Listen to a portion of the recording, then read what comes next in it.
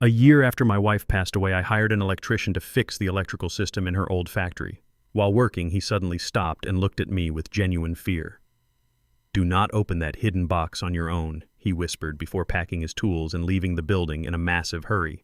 When I finally cracked the heavy steel open and saw what my late wife had hidden inside the concrete wall, my blood ran entirely cold. But before I could even process the massive secret, my children violently kicked the factory doors open. They brought two massive medical orderlies from a state-run psychiatric ward to lock me away forever. I am Desmond Sterling. I am 72 years old, and I spent my entire life working as a heavy machinery mechanic in Atlanta. My late wife Vivien and I lived a very quiet working-class life, or so I deeply believed. Before I continue this story, let me know where you are watching from in the comments below. Hit like and subscribe if you have ever had to stand up to family who underestimated your worth. The old abandoned textile factory was the only property Vivien absolutely refused to sell. It was a massive, decaying brick building on the industrial outskirts of the city. My children always called it a toxic dump. They hated it. Yesterday afternoon, I was standing alone in the dark basement of that factory. The electrician had removed a large, rusted metal panel that was supposed to house the main breaker box. Instead, there was a heavy, fireproof steel lockbox cemented directly into the structural wall. My hands were shaking slightly as I gripped a heavy iron crowbar. I wedged the metal edge under the steel lid and pushed with all my remaining physical strength. The rusted lock snapped with a loud, sharp crack that echoed through the empty warehouse. I pulled the heavy lid open and a thick cloud of dust filled the air. Inside the dark cavity, I found three specific things. There was a small digital voice recorder. There was a highly encrypted computer hard drive, and resting beneath them was a thick stack of certified corporate bearer bonds. I pulled the heavy paper certificates into the dim light shining through the broken basement windows. I slowly read the heavy black ink printed across the top document. The certificates proved absolute, unrecorded ownership of a massive offshore private equity account. I looked at the final valuation printed at the bottom of the page. The total liquid value was exactly $80 million. My heart completely stopped in my chest. We were never a humble working-class family. My beautiful, quiet wife had been a silent multi-millionaire operating a massive financial empire entirely in the shadows. But before I could even begin to process the magnitude of this extreme generational wealth, my eyes fell on the small digital voice recorder. I pressed the play button. Vivien's voice filled the quiet, dusty factory. She sounded incredibly weak and heartbroken. She had recorded the message just weeks before she passed away from cancer. "Desmond, if you are hearing this, it means I am gone," she whispered, her voice crackling over the small speaker. "You must protect yourself immediately. Our biological children, Terrence and Camille, have been secretly stealing money from our small business accounts for years. But your son-in-law, Preston, and your daughter-in-law, Chelsea, are deeply manipulative and highly dangerous. They are actively planning to lock you away in a facility to seize control of this specific factory. Do not trust our children with a single penny of this wealth. They view you as nothing but a stepping stone for their own absolute greed." A loud, aggressive slamming sound echoed through the warehouse, abruptly cutting off my wife's terrifying warning. The heavy steel sliding doors on the main floor were violently pushed open. The harsh, bright sunlight from the Atlanta afternoon spilled into the dark building. I quickly shoved the voice recorder, the encrypted hard drive, and the thick stack of $80 million bearer bonds deep into the inner pockets of my heavy leather winter jacket. I zipped the jacket up securely just as heavy footsteps began marching down the metal staircase toward the basement. My biological son, Terrence, walked into the room wearing a highly expensive designer suit that he absolutely could not afford. He was 46 years old, but he looked like a terrified, sweating child who was drowning in massive consumer debt. Right behind him was my daughter-in-law, Chelsea.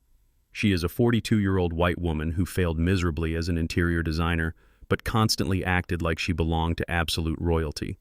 She was wearing pristine white designer clothing in a filthy, abandoned factory. She immediately pulled a silk handkerchief out of her expensive purse and covered her nose, looking around the basement with pure, unadulterated disgust. "It smells like absolute toxic garbage in here," Chelsea complained loudly, waving her manicured hand in front of her face. "Desmond, you really need to stop coming to this filthy neighborhood.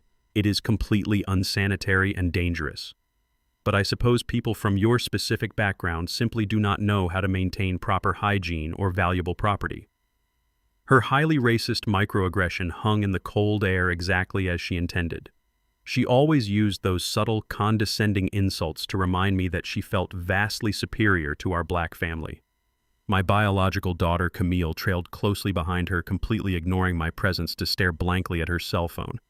And then my son-in-law, Preston, stepped into the light. Preston is a 45-year-old white hedge fund manager with a reputation for extreme arrogance and deep corporate corruption. He looked around the dirty factory with absolute, pure contempt. He was flanked by two massive, incredibly intimidating men wearing crisp white medical scrubs. They were professional orderlies from a state-run psychiatric ward, and they were holding heavy canvas restraints in their large, muscular hands. Preston did not even bother to greet me. He aggressively slapped a thick legal clipboard down onto a dusty wooden barrel right in front of me. He looked at me as if I was a pathetic, helpless animal.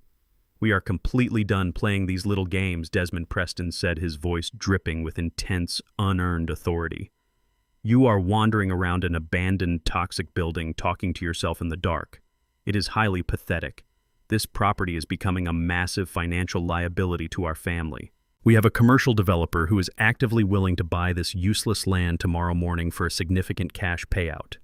You are going to sign this quitclaim deed right now and transfer the total ownership of this factory directly to me and Terrence."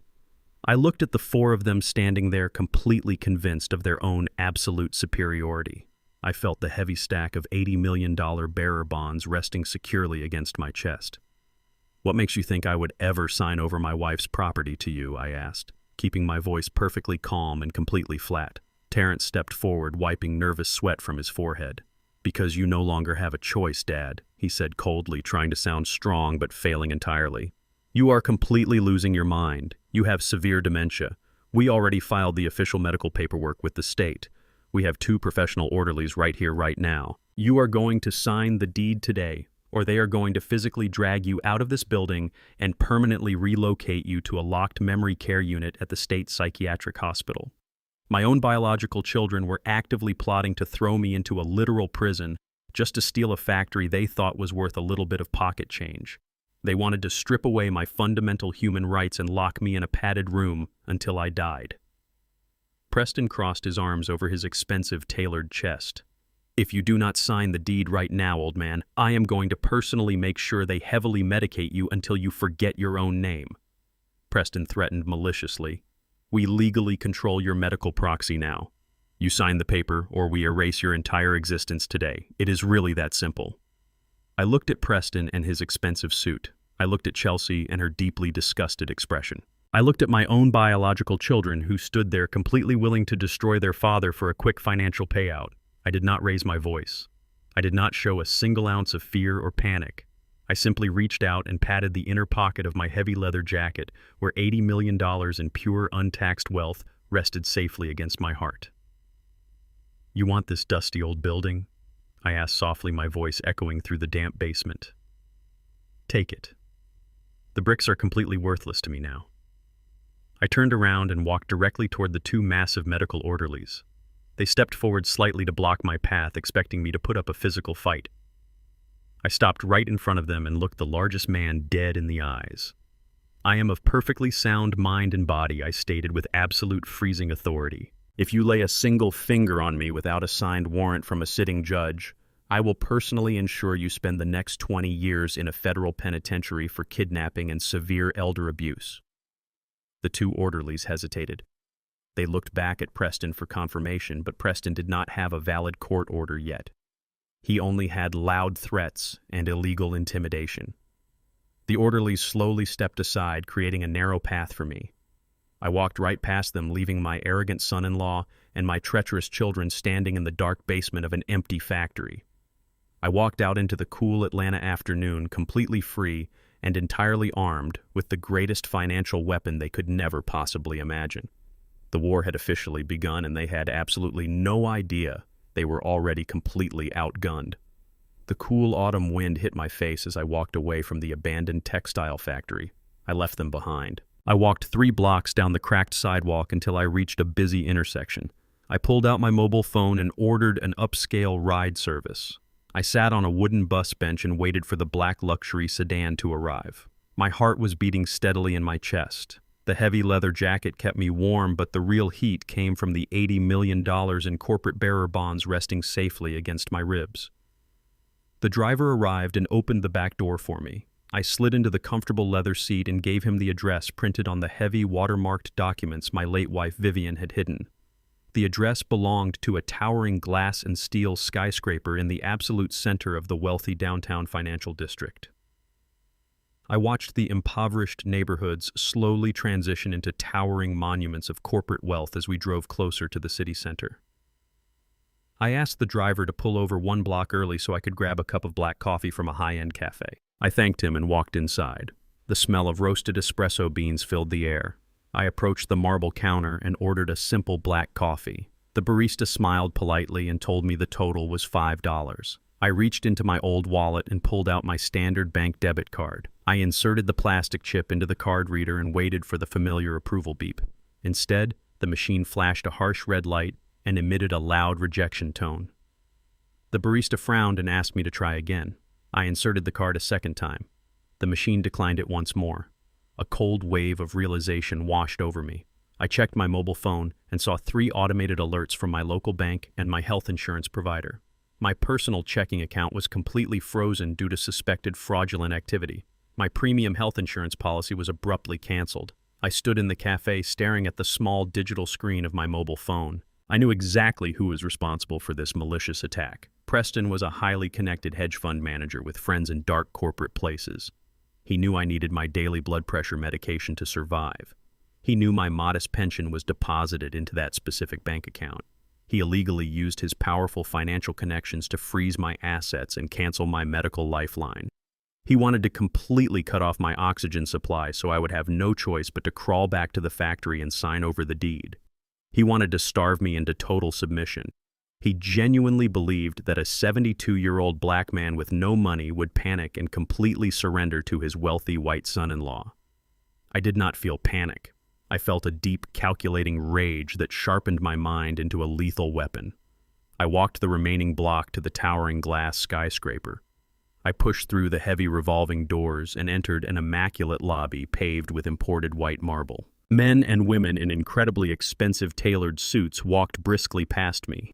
I approached the front security desk. The young guard looked at my worn leather jacket and my scuffed work boots with extreme suspicion. He asked if I was lost. I calmly reached into my inner pocket and placed the top certified document from Vivien's lockbox directly onto his desk. The guard looked at the heavy black ink and the embossed gold seal of the elite law firm located on the top floor of the building. His eyes went wide and he immediately stood up straight. He apologized profusely and personally escorted me to a private express elevator. The glass doors slid shut and I ascended 80 floors into the sky, leaving my old working-class life completely behind me. The elevator opened directly into a massive mahogany reception area. A distinguished older white man wearing a pristine charcoal suit was already standing there waiting for me. He had silver hair and the sharp, calculating eyes of a man who managed the wealth of billionaires. He extended his hand and introduced himself as Mr. Vance, the senior managing partner of the firm. He shook my hand with deep, profound respect.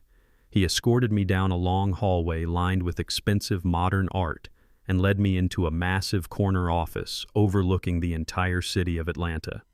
I sat down in a plush leather chair and placed the thick stack of $80 million bearer bonds directly onto his oak desk. I also handed him the encrypted hard drive and the digital voice recorder my wife had left for me. Mr. Vance looked at the documents with a solemn expression. He told me he had been waiting exactly 1 year for me to walk through those doors. Mr. Vance poured 2 glasses of sparkling water and sat across from me.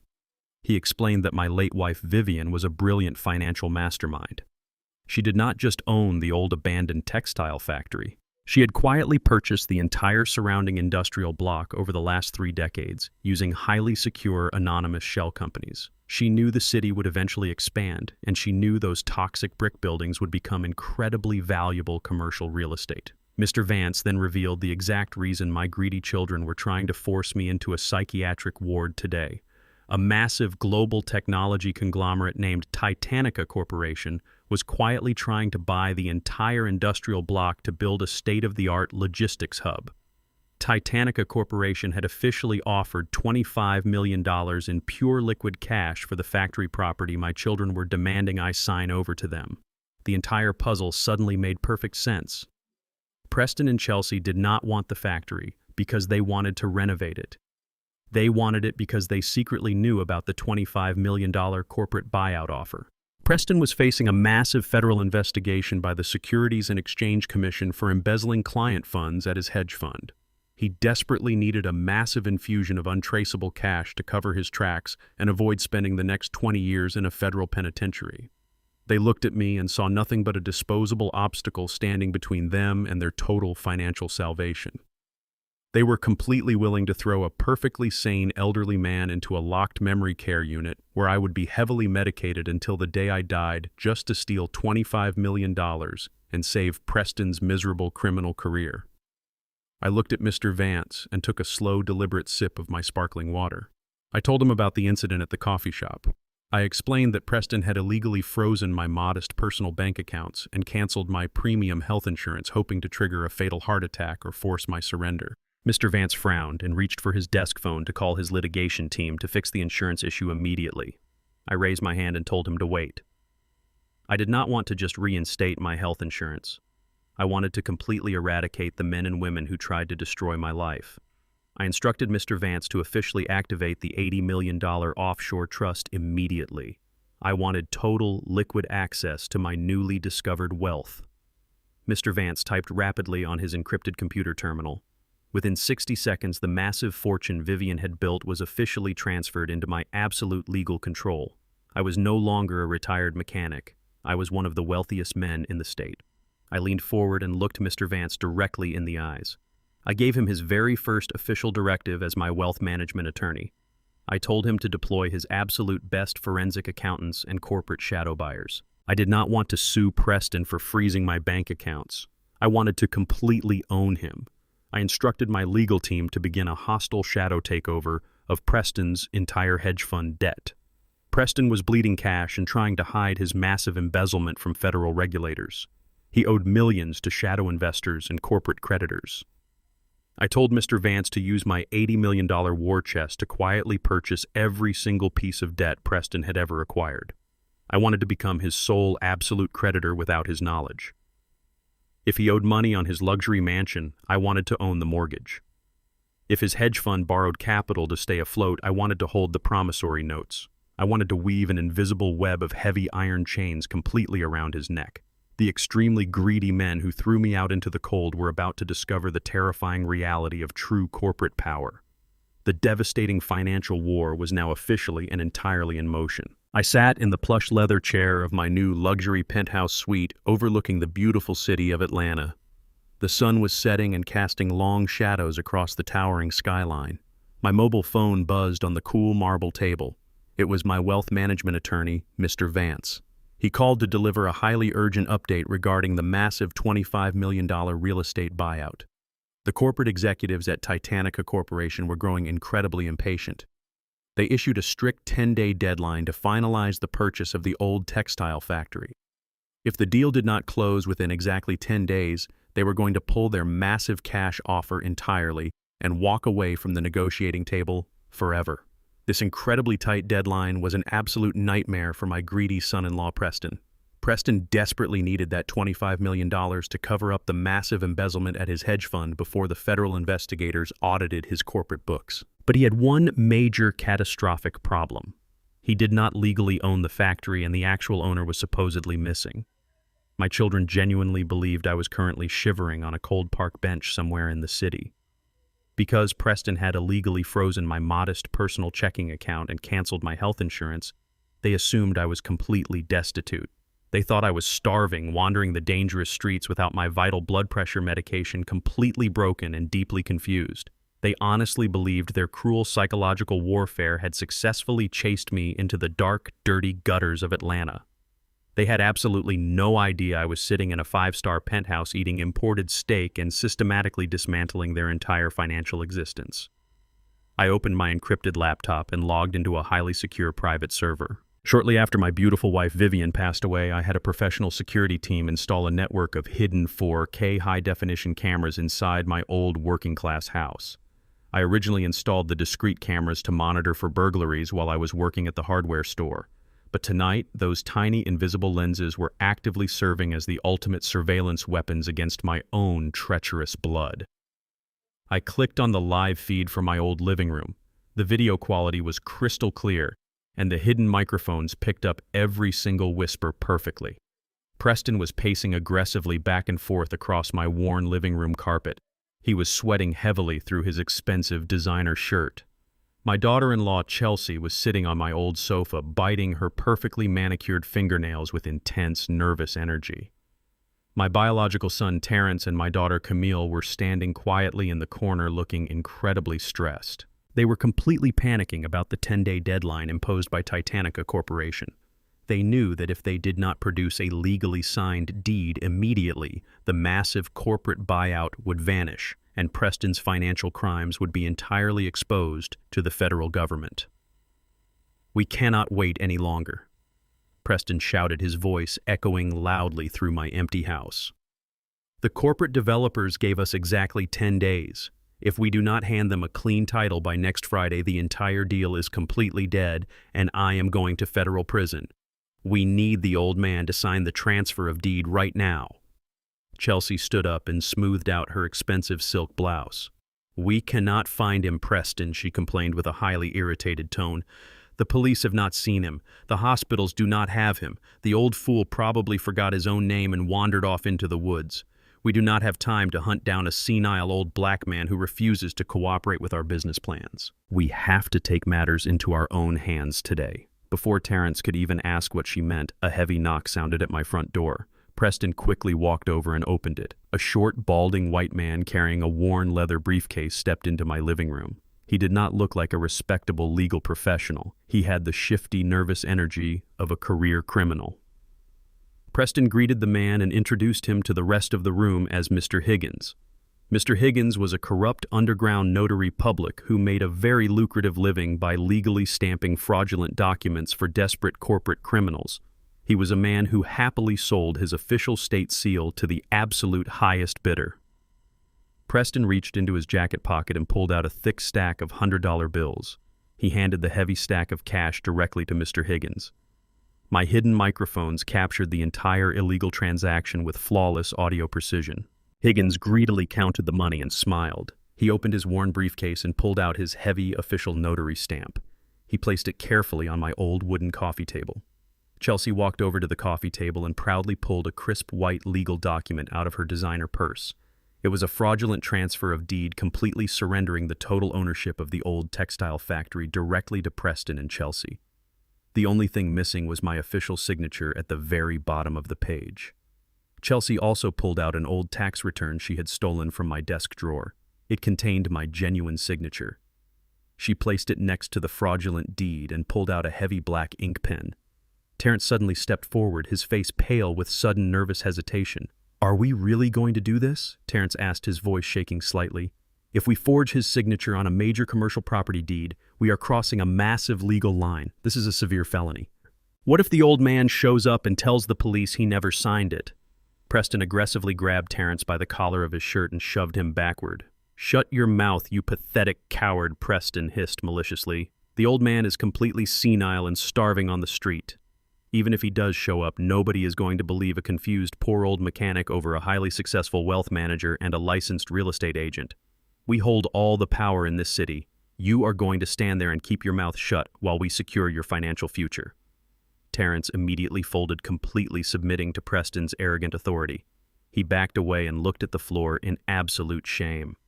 Chelsea smiled wickedly and sat down at the coffee table. She spent 5 minutes carefully practicing my signature on a scrap piece of paper. She studied the loops and the angles of my handwriting with intense criminal focus. When she felt completely confident, she moved the heavy black pen over to the fraudulent transfer of deed.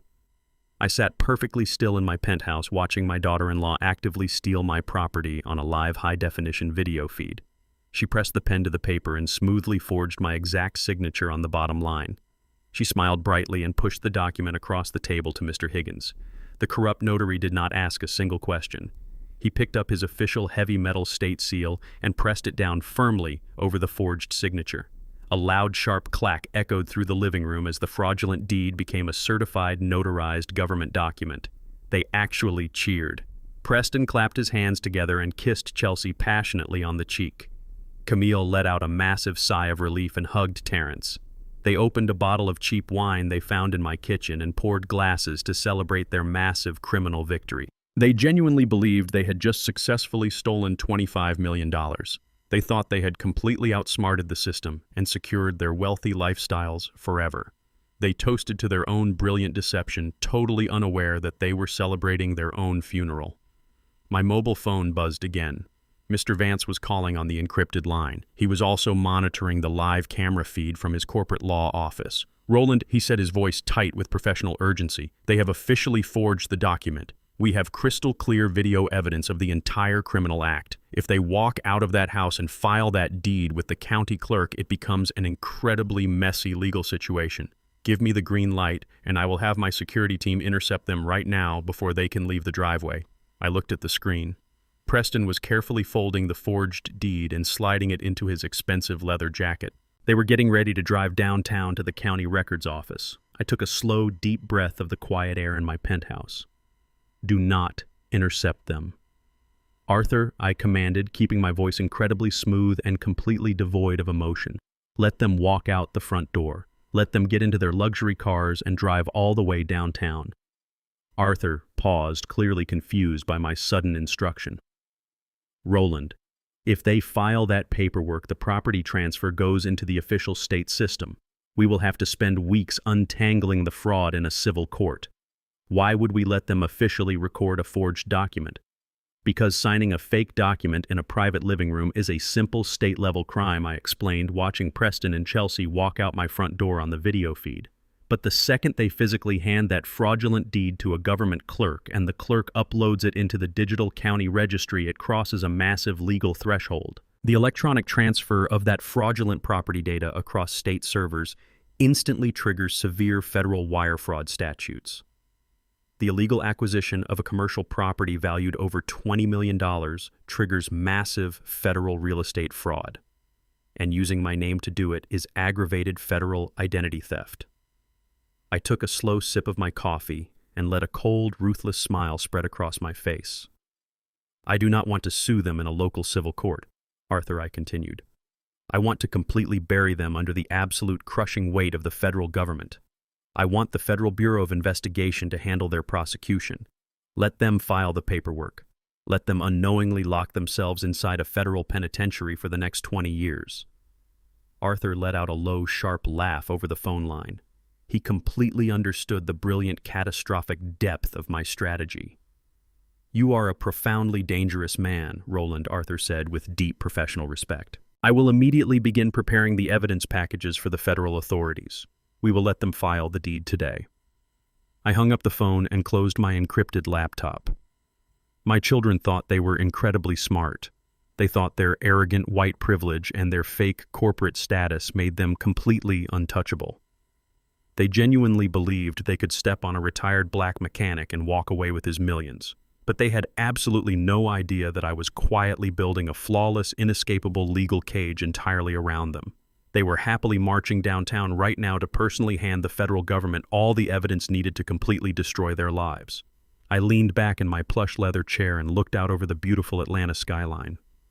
The trap was perfectly set, and my arrogant children were eagerly sprinting directly into the heavy steel jaws. The morning sun broke through the heavy gray clouds over Atlanta, but the digital world was already infected with a new kind of toxic darkness. I was sitting at the mahogany dining table in my luxury penthouse suite, enjoying a hot cup of dark roast coffee. My encrypted mobile phone vibrated silently on the marble counter. It was my wealth management attorney, Arthur Vance. He did not call to discuss the federal wire fraud and real estate forgery charges we were preparing against my children. He called to inform me that my daughter-in-law Chelsea had just launched a massive psychological offensive on the internet. Criminals always know deep down when they have crossed a point of absolute no return. Chelsea knew filing a forged commercial real estate deed was a massive legal risk that carried decades in federal prison. She desperately needed a public narrative to justify her sudden illegal acquisition of a $25 million industrial property. She needed the entire world to believe that she was a reluctant noble hero stepping in to save a broken family from a total disaster. So she decided to weaponize the most historically dangerous and destructive tool she possessed in her social arsenal. She weaponized her fake white woman tears for an audience of millions. Arthur sent me a direct link to a viral video posted on a social media application. I opened the secure application on my tablet and watched the screen. Chelsea was sitting on the floor of her luxurious suburban living room. She wore an oversized beige cardigan sweater intentionally chosen to make her look small, fragile, and completely overwhelmed by the burdens of life. Her expensive blonde hair was tied up in a messy, tangled bun. She had scrubbed the makeup from her face, leaving her skin looking pale and exhausted. She looked directly into the camera lens with fearful eyes and took a deep, shaky breath. The performance was absolutely sickening to watch. It was a masterclass in extreme sociopathic manipulation. She began the video by introducing herself as a terrified mother and devoted wife who was completely breaking under the massive weight of a horrifying family tragedy. She told her millions of new viewers that her elderly black father-in-law had suffered a catastrophic mental breakdown. She claimed my mind had completely deteriorated into severe late-stage dementia over the past weeks. She looked into the lens and forced a single large tear to roll down her cheek. She said that I had become incredibly violent and physically abusive toward her and my own biological children. She told the world that I was wandering the dangerous streets of Atlanta completely out of my mind, threatening innocent people and refusing all medical help. She claimed I was a severe danger to society and a massive threat to my own innocent grandchildren. But the true malicious brilliance of her video came in the second half. Chelsea planted the specific psychological seed to legally justify the massive real estate fraud she had just committed downtown. She cried loudly into the microphone, claiming that my severe mental decline had put our entire family in extreme financial danger.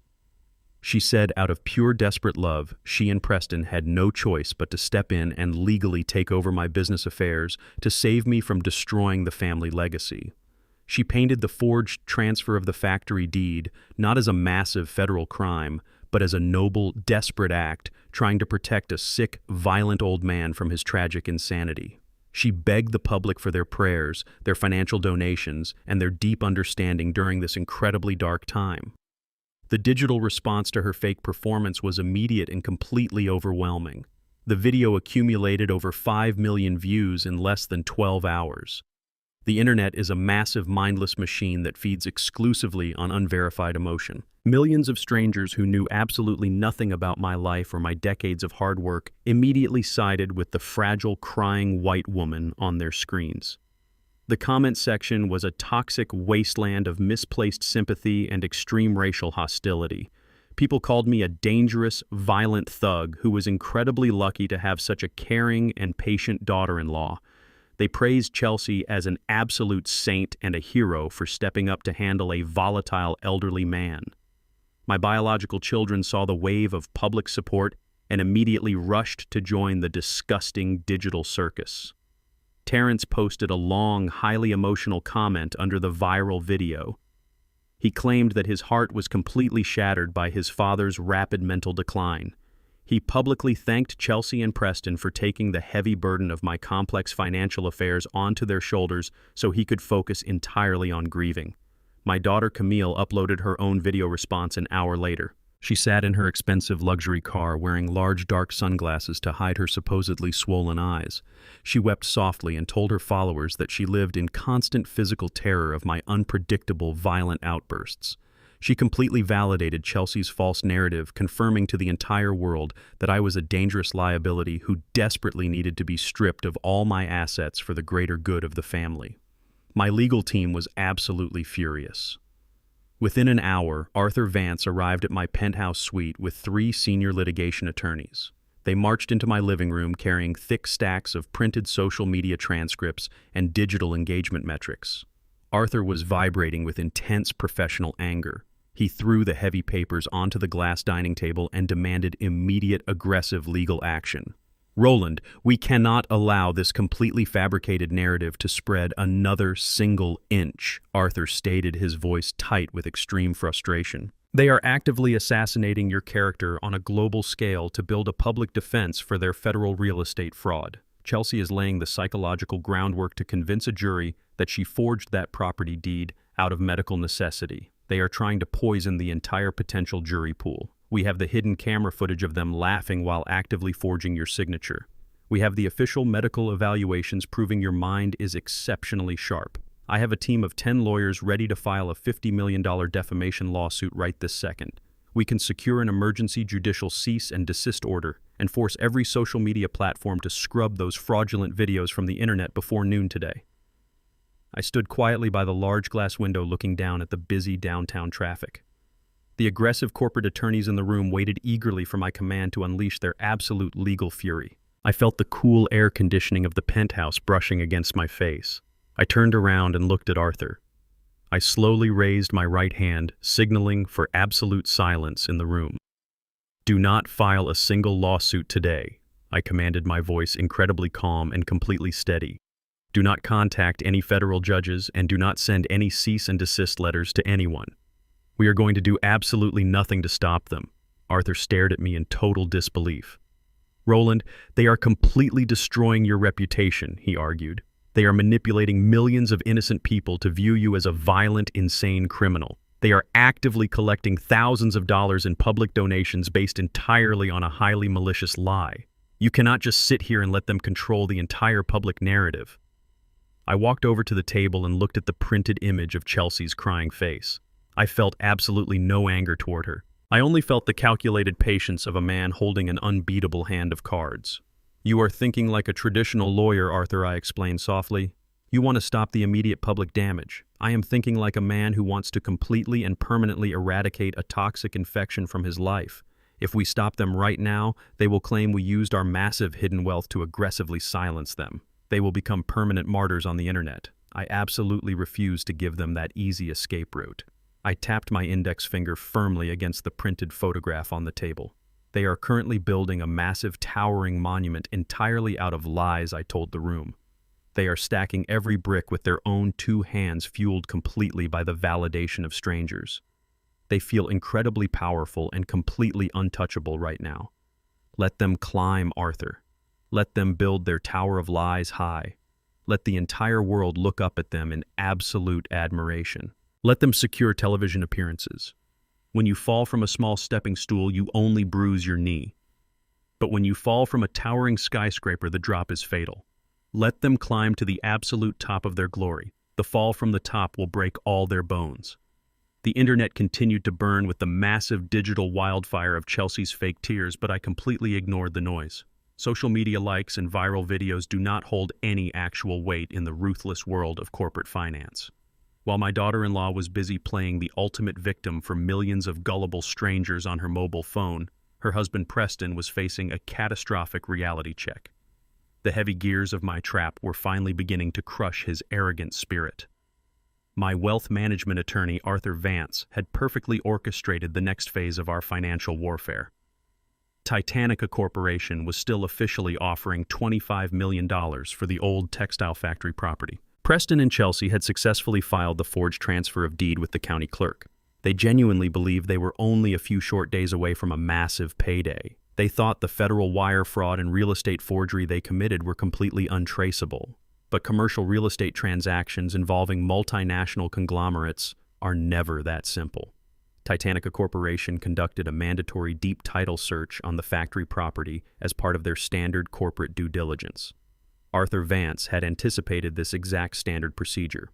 Decades ago, my brilliant late wife Vivien had intentionally placed a highly complex environmental toxic waste lien on the factory land to prevent city developers from trying to seize the property through eminent domain. The legal lien clearly stated that the soil required extensive environmental remediation before any commercial sale could officially close. The total cost to clear that specific toxic waste lien and secure a clean title was exactly $1,500,000 in pure liquid cash. When the corporate lawyers at Titanica Corporation informed Preston about the massive environmental lien, his entire fake reality completely shattered. He was sitting in my old living room staring at the official legal email on his laptop screen. My hidden high-definition cameras captured the exact moment his arrogant white privilege evaporated into pure, unadulterated panic. He desperately needed that $25 million buyout to cover up his massive hedge fund embezzlement before the federal authorities raided his office. He needed the factory sale to close immediately. But Titanica Corporation made it absolutely clear they would not wire a single penny until the $1.5 million lien was paid in full. Preston was a highly successful hedge fund manager on paper, but in reality, he was completely broke. He had secretly drained his own personal accounts to temporarily hide his corporate crimes. He lived a lavish lifestyle funded entirely by massive credit card debt and stolen client money. He did not have $1,500,000. He did not even have $10,000 in clean, usable cash. He looked over at my biological son Terrence, who was sitting on the old sofa playing a game on his mobile phone. Terrence was completely useless. Terrence was 46 years old and survived entirely on the money he used to quietly steal from my small business accounts. Neither of them had the cash to clear the environmental lien. They were staring directly at a $25 million finish line, but they were physically trapped behind a massive financial wall they could not possibly climb. Preston could not go to a traditional bank for a commercial bridge loan. Traditional banks require extensive background checks and deep financial audits. A thorough audit would instantly expose his massive hedge fund embezzlement and send him directly to a federal penitentiary. He needed a shadow lender. He needed an unregulated private equity firm that specialized in high-risk offshore predatory lending. He needed a company that would hand him $1.5 million in cash immediately without asking any legal questions. This was the exact moment Arthur Vance executed our brilliant masterstroke. I instructed Arthur to establish a highly secretive, anonymous offshore private equity firm completely funded by my $80 million trust. We named the shell company Apex Horizon Financial Solutions. On paper, it looked like a ruthless, highly aggressive lending syndicate based in the Cayman Islands. In reality, every single dollar in that firm belonged directly to me. Arthur used a network of highly discreet corporate fixers to directly contact Preston. The fixer presented himself as a savior for high-net-worth individuals facing temporary severe liquidity crises. He smoothly told Preston that Apex Horizon Financial Solutions was willing to fast-track a massive no-questions-asked cash loan to solve all of his immediate problems. He offered Preston the exact $1,500,000 required to clear the toxic waste lien and save the $25 million Titanica Corporation deal. It was exactly the magical financial lifeline Preston was desperately begging the universe to provide. Preston did not ask any critical questions about the anonymous offshore company. He did not hire an independent lawyer to carefully read the dense, highly restrictive fine print of the loan agreement. Desperate, terrified criminals do not care about long-term financial consequences when federal investigators are knocking on their corporate doors. He eagerly accepted the predatory terms. But Apex Horizon Financial Solutions was not a charity. The interest rates on the bridge loan were astronomically high. The default penalties were immediate, severe, and entirely unforgiving. The most important part of the trap was the required collateral. In order to receive the massive emergency cash payout, Preston and Terrence had to personally guarantee the loan. They had to officially sign away the total remaining equity of their expensive luxury homes and officially transfer the legal titles of their high-end luxury vehicles directly to the offshore firm. If they missed even a single precisely timed payment, or if the Titanica Corporation deal failed to close, my shell company would have the absolute legal right to immediately seize all of their properties and violently evict them onto the street without a lengthy court battle. They were required to put every single remaining asset they owned directly on the chopping block. Preston convinced Terrence to sign the documents by promising him a massive cut of the $25 million factory sale. Terrence was completely blinded by his own toxic greed. He foolishly agreed to risk his expensive suburban home because he genuinely believed the factory sale was a guaranteed absolute certainty. He thought he was finally going to become a self-made millionaire. On a rainy Tuesday morning, Preston and Terrence rushed into the sleek, modern downtown offices of the legal firm representing Apex Horizon Financial Solutions. They were warmly greeted by professional, smiling corporate executives who handed them freshly printed contracts and heavy, expensive pens. I sat comfortably in my luxury penthouse suite watching the live high-definition security feed from the conference room. I watched my arrogant son-in-law and my treacherous biological son eagerly sign their names on the dotted lines without reading a single paragraph. I watched Preston's hands shaking with absolute pure relief as he signed away the legal rights to his massive luxury mansion. I watched Terrence eagerly initial the pages that handed over the ownership rights to his expensive cars. They smiled at each other. They actually shook hands, completely convinced that they had successfully outsmarted the universe once again. They thought they had found a magical financial loophole to escape the brutal consequences of their horrible actions. They thought this nameless, faceless corporate entity was their absolute saving grace. They had absolutely no idea that every single signature was another heavy iron nail being hammered directly into their own coffins. They had no idea that the money being wired into their bank accounts to clear the toxic waste lien was my money. The trap was officially sprung. The steel jaws slammed shut entirely around their ankles, and they were so incredibly foolish that they did not even feel the intense physical pain yet. I sat back in my comfortable leather chair, staring at the frozen image of their smiling, ignorant faces on my secure tablet screen. They were now fully bound to me by heavy chains made of solid, unbreakable legal iron. I legally owned their massive toxic debts. I owned the mortgages to their beautiful homes. I owned the titles to their luxury cars. I owned their entire pathetic futures. I took a slow, highly satisfying sip of my dark roast coffee. The intense financial bleeding had been temporarily stopped, but only because I was patiently preparing to personally harvest every single drop of blood they had left in their veins. They thought they were brilliant corporate players manipulating a broken system for their own massive financial gain. They did not realize they were dancing on a stage that I entirely owned inside a theater that I completely controlled. I was no longer just the elderly retired black mechanic they looked down upon. I was legally their sole creditor, and I held the ultimate power of life and death. I had spent my entire adult life counting pennies to ensure my family never went hungry. I always shopped at the discount supermarkets on the south side of Atlanta, carefully comparing the prices of canned goods and frozen vegetables. But my reality had completely shifted. On a crisp Thursday afternoon, I decided to visit an incredibly exclusive high-end grocery market located in the wealthy Buckhead district. I wanted to purchase premium cuts of meat and fresh organic produce to cook a proper meal in my luxury penthouse suite. I wore a tailored wool coat over a crisp button-down shirt. I did not look like the starving, senile old man my daughter-in-law Chelsea was crying about on the internet. I looked exactly like a man who comfortably controlled an $80 million financial empire. I pushed my sleek metal shopping cart down the pristine, brightly lit aisles, enjoying the quiet, refined atmosphere of the elite store. I was standing near the imported cheese display when I heard a highly familiar and deeply irritating voice. I turned my head slightly and looked down the adjacent aisle. My biological son Terrence and my arrogant son-in-law Preston were standing near the expensive wine section. They looked incredibly stressed and deeply exhausted. They were likely arguing about the massive predatory loan they had just signed with my anonymous offshore company. They had absolutely no idea they were already completely trapped. Preston was aggressively gesturing with his hands while Terrence stared blankly at the floor. And then Terrence looked up. His eyes locked directly onto mine. All the color instantly drained from his face. He nudged Preston sharply in the ribs and pointed a trembling finger in my direction.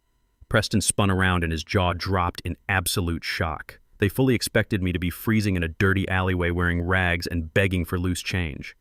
Instead, they saw me standing in one of the most expensive grocery stores in the state, looking incredibly healthy and entirely unbothered by their existence. I did not react to their panicked stares. I simply turned back to the display, selected a wedge of aged cheese, and placed it into my cart.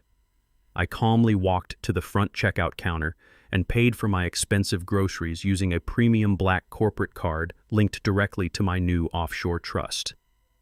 I walked out of the sliding glass doors into the massive concrete parking garage. The underground parking structure was dimly lit and completely empty in my specific section. My private security detail instructed me to always park in highly secure, isolated areas to maintain a clear tactical perimeter. I walked slowly toward my waiting luxury vehicle, listening to the loud, aggressive sound of heavy footsteps rapidly approaching from behind. Preston and Terrence were sprinting out of the grocery store, desperately trying to catch me before I could leave the premises. They thought they had just caught a massive lucky break. They thought they finally had the opportunity to physically intimidate me into total silence. "Desmond, wait!" Preston shouted, his voice echoing loudly across the cold concrete walls of the parking garage. I stopped walking and slowly turned around to face them. I stood perfectly still, holding my paper grocery bag. Preston marched directly up to me, completely invading my personal space. His face was twisted into an ugly mask of pure, unadulterated rage. The fake, sophisticated corporate persona he usually projected to his wealthy hedge fund clients completely vanished into thin air. He was breathing heavily, his chest heaving with toxic adrenaline. Terrence flanked him on the right, trying to look intimidating but failing miserably. "You think you are incredibly smart, old man," Preston hissed, stepping so close I could smell the stale coffee on his breath. "We know exactly what you are doing. You are hiding out in the wealthy suburbs, trying to pretend you are a massive player. You are trying to scare us into backing out of the corporate deal." I looked at Preston with absolute freezing indifference. I did not speak a single word. My silence completely infuriated him. He wanted me to argue. He wanted me to cower in fear. When I refused to play his pathetic game, his deeply ingrained white supremacy violently boiled to the surface. "You listen to me very closely, you lucky old thug." Preston spat, his voice dripping with intense malicious racism. "You do not deserve that prime industrial real estate. You do not have the education or the pedigree to manage $25 million. You are nothing but a retired mechanic who stumbled blindly onto a gold mine. People like you are completely ruining this city. We already filed the transfer of deed with the county clerk. The property officially belongs to us now. The corporate buyout is closing on Friday, and there is absolutely nothing you can do to stop it. If you even think about walking into a police station to report that deed as a forgery, I swear to God I will personally beat you within an inch of your miserable life." Terrence stepped forward, entirely complicit in the violent threat against his own biological father. "You need to listen to him, Dad," Terrence said, his voice trembling with fake tough guy energy. "We hold all the cards now. Chelsea already told the entire internet that you are completely insane and highly violent. The public completely believes her. If you go to the authorities, they will just think it is another crazy delusion from a sick old black man. We will have you thrown into a padded cell before the sun goes down. Just walk away and accept your total defeat." Preston smiled a sick, twisted smile, entirely convinced that they had successfully cornered me. He raised his right hand and aggressively shoved my shoulder, pushing me backward against the cold metal hood of a parked luxury car. "You are going to keep your mouth shut," Preston threatened, raising his fist into the air, preparing to strike an elderly man in a dark parking garage. He never even saw the shadows move. The response was incredibly violent, absolutely silent, and flawlessly executed. My invisible private security detail consisted of former elite special forces operators who specialized in immediate high-threat neutralization. They had been actively tracking my exact position from the moment I stepped out of the grocery store. It took exactly 5 seconds to completely end the confrontation. A massive figure dressed entirely in tactical dark clothing materialized from behind a concrete pillar. The security operator grabbed Preston's raised arm, twisted it sharply behind his back, and swept his legs completely out from under him. With a single, fluid, incredibly brutal motion, the operator slammed Preston face first directly into the hard steel hood of the parked car. The sickening sound of Preston's nose cracking against the metal echoed loudly through the empty garage. Before Terrence could even process the violent blur of motion, a second tactical operator appeared from the darkness and drove his heavy knee directly into Terrence's stomach. Terrence collapsed onto the cold concrete floor, completely paralyzed by blinding physical pain and absolute terror. Preston let out a high-pitched, agonizing scream as the first operator pressed a heavy tactical boot firmly against the back of his neck, completely immobilizing him against the vehicle. The dark parking garage was instantly transformed into a heavily secured military perimeter. 2 more armed operators stepped out of the shadows, officially securing all the exit routes. I stood perfectly still in the center of the chaos. I calmly adjusted the lapels of my tailored wool coat and looked down at the 2 pathetic men pinned helplessly against the hard surfaces. Preston was bleeding heavily from his shattered nose, his eyes wide with absolute unadulterated panic as he stared at the tactical boots holding him down. Terrence was whimpering like a beaten dog, gasping desperately for air on the dirty floor. They had completely forgotten that true power does not scream in a parking garage. True power speaks softly and carries a highly lethal shadow. I slowly walked over to Preston. The heavy, deliberate thud of my expensive leather shoes echoed in the quiet garage. I stopped right next to his bleeding face. I looked down at him with a cold, ruthless smile slowly spreading across my face. He tried to speak to beg for mercy, but the massive security operator applied just enough pressure to keep his jaw pinned firmly against the steel hood. "Thank you," I said, my voice smooth and perfectly calm, completely ignoring their pathetic whimpering. I needed concrete, irrefutable evidence of a violent physical felony to permanently seal your absolute destruction with the federal authorities. Thank you for providing the high-definition security footage for an attempted assault and extreme elder abuse. I stepped gracefully around their pinned, trembling bodies. I climbed into the warm, comfortable leather seat, leaving them completely paralyzed on the cold concrete. I sat in the quiet sanctuary of my luxury penthouse, reading through a thick stack of heavily encrypted financial documents. The morning sunlight poured through the floor-to-ceiling glass windows, illuminating the devastating truth printed on the crisp white paper. My wealth management attorney, Arthur Vance, had successfully deployed his elite team of forensic accountants to completely dismantle the professional life of my arrogant son-in-law, Preston. Preston always projected the fake image of a highly successful and brilliant hedge fund manager. He wore custom-tailored Italian suits, drove imported sports cars, and constantly looked down on my working-class background with absolute freezing contempt. But the extensive forensic audit revealed that his entire corporate empire was a massive, decaying house of cards built entirely on stolen money and desperate criminal lies. The heavily stamped documents detailed exactly how Preston had been systematically embezzling millions of dollars from his wealthy clients for the past 4 years. He was secretly funneling the stolen capital into high-risk offshore accounts to fund his lavish lifestyle and to desperately cover his massive trading losses. But his incredibly toxic luck had finally run out completely. The official audit clearly showed that the Securities and Exchange Commission had officially opened a massive federal investigation into his fraudulent firm. The federal regulators were actively closing in on his massive financial crimes. They were currently preparing to freeze all of his corporate accounts and issue severe federal indictments that carried decades in federal prison. Preston was entirely backed into a dark, dangerous corner with absolutely nowhere left to hide. That was exactly why he desperately needed the $25 million factory sale to close without any delays. He desperately needed that massive infusion of clean, untraceable cash to quietly replace the stolen funds before the federal agents kicked down his polished office doors. He was nothing but a cornered, terrified rat, entirely willing to completely destroy his elderly black father-in-law just to save his own miserable skin. I slowly closed the heavy financial folder and opened my encrypted laptop. I clicked on the live feed from the hidden 4K high-definition security cameras I had carefully installed inside my old living room.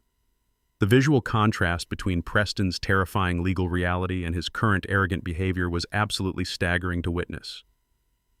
Preston was standing right in the center of my old house, holding a delicate crystal glass filled with incredibly expensive champagne. He had a thick white medical bandage taped securely across the bridge of his broken nose, where my private security operator had violently slammed his face into the car hood in the grocery store parking lot. Despite the humiliating physical beating he had just endured, he was currently celebrating like a victorious ancient king. My daughter-in-law, Chelsea, was sitting on my old fabric sofa, smiling brightly and raising her glass in a triumphant, highly arrogant toast. My biological children, Terrence and Camille, were cheering loudly, completely blinded by their own toxic consuming greed. They were celebrating because they had just received an official corporate email from the executive board of Titanica Corporation. The massive global technology conglomerate had officially approved their forged transfer of deed and successfully processed the toxic waste lien clearance funded directly by my anonymous offshore loan. They had officially scheduled the final $25 million closing meeting for this upcoming Friday morning. The ultimate financial finish line was resting directly in their eager sights. Preston loudly bragged to the entire room that they had successfully beaten the system and conquered the world. He laughed and confidently told Terrence that my violent physical retaliation in the dark parking garage was actually a massive sign of total pathetic weakness. He claimed I was physically lashing out simply because I finally knew I was completely powerless to stop the massive corporate buyout. Chelsea smiled her incredibly wicked smile and proudly stated that her viral crying social media videos had completely paralyzed me, preventing me from ever going to the police. They genuinely believed they had officially won the entire war. They thought they were brilliant, untouchable criminal masterminds who had successfully stolen a massive generational fortune and permanently secured their highly luxurious futures forever. They were loudly popping champagne corks and toasting to their fraudulent millions, completely unaware that I was actively plotting a massive corporate execution that would entirely vaporize their entire existence. I closed the laptop screen and picked up my highly secure encrypted mobile phone. I immediately called Arthur Vance and firmly instructed him to come up to my penthouse suite without any delay. When Arthur arrived, he was carrying a sleek silver briefcase containing the final heavy legal injunctions required to permanently block the Friday closing meeting.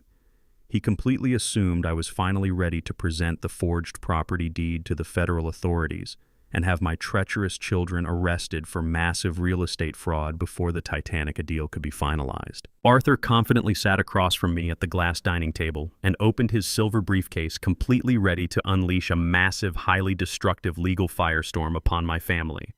I looked directly at my brilliant wealth management attorney and slowly shook my head. "Do not file those legal injunctions." "Arthur," I commanded, my voice perfectly smooth and completely calm. "I do not want to stop the $25 million commercial real estate sale.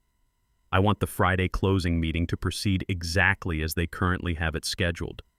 Arthur instantly frowned in deep, profound professional confusion. "Desmond, if we let them walk into that corporate boardroom and sign the final closing documents, they will officially receive the $25 million, he argued passionately. They will immediately use that massive cash payout to completely pay off Preston's massive hedge fund embezzlement, and they might actually manage to escape the federal investigation entirely. Why would we possibly allow Titanic Corporation to successfully buy a stolen commercial property using a highly fraudulent deed? I took a slow, deliberate sip of my dark roast coffee, enjoying the rich, bitter taste. Because I do not just want to stop the corporate buyer. "Arthur," I explained, letting a cold, ruthless smile slowly spread across my face. "I want to completely and absolutely own the corporate buyer. Titanic Corporation is a massive global technology conglomerate, but they actively operate through highly decentralized regional corporate divisions. I want you to take my $80 million offshore war chest and quietly initiate a massive hostile corporate buyout of Titanic Corporation's entire regional real estate division here in the Southeast." Arthur Vance stared directly at me in absolute stunned, breathless silence. The sheer catastrophic, brilliant depth of the financial strategy slowly dawned on his highly analytical mind. He realized I was not just playing simple legal defense to protect my old factory. I was completely rewriting the entire fundamental rules of the modern corporate battlefield. I wanted to legally purchase the exact specific corporate entity that was officially scheduled to buy my stolen industrial property. I wanted to quietly become the absolute supreme executive boss of the very corporate directors who were actively organizing the Friday closing meeting. Arthur did not ask any more questions. He immediately closed his sleek silver briefcase and opened his highly encrypted professional laptop. He rapidly utilized his elite network of billionaire private investors and highly aggressive corporate brokers to immediately execute the massive shadow acquisition. The regional real estate division of Titanic Corporation was already undergoing severe financial restructuring, and they eagerly accepted a massive premium liquid cash offer directly from my anonymous offshore trust. In less than 48 hours, the highly complex corporate paperwork was heavily stamped, legally certified, and entirely finalized by the Federal Trade Commissions. I officially became the primary majority shareholder and the absolute supreme executive director of the Titanic Regional Real Estate Division. I now wielded the ultimate, absolute corporate authority over the specific company my greedy children desperately needed to save their miserable lives. I stood quietly by the floor-to-ceiling glass window of my luxury penthouse, looking out over the sprawling, beautiful city of Atlanta. My arrogant biological children and my highly toxic in-laws were currently sitting in my old working-class house, drinking expensive imported champagne and excitedly dreaming of their massive $25 million payday. They genuinely thought they were successfully selling my stolen property to a massive, faceless, untouchable global megacorporation. They had absolutely no idea that the massive, terrifying corporate entity they were happily dealing with was actually their own 72-year-old black father. I had completely trapped them inside an inescapable, invisible financial cage. I officially owned their massive predatory loans and their luxury homes through my shadow lending firm. I held the crystal-clear, high-definition video evidence of their massive federal wire fraud and severe elder abuse. The ultimate deadly corporate trap was flawlessly set, and my arrogant enemies were finished. The digital world is a loud and chaotic place, but it is entirely meaningless when compared to the silent, absolute weight of true financial power. My daughter-in-law Chelsea had spent the entire week crying fake tears on the internet to build a false narrative. My biological children had publicly supported her lies, completely convinced they were controlling the battlefield. They thought public opinion was their greatest weapon. But I knew that true power does not operate on social media platforms. True power dictates the fundamental reality of the physical world. I sat in my luxury penthouse suite overlooking the beautiful skyline of Atlanta. I finished my morning coffee and called my wealth management attorney, Arthur Vance. It was officially time to completely shift the tectonic plates of the city. I instructed Arthur to bypass the internet entirely and go straight to the most elite, respected financial and philanthropic institutions in the state of Georgia. I told him to draft a massive, legally binding press statement and release it to every major news network and financial publication. We were officially announcing the launch of the Vivien Sterling Foundation.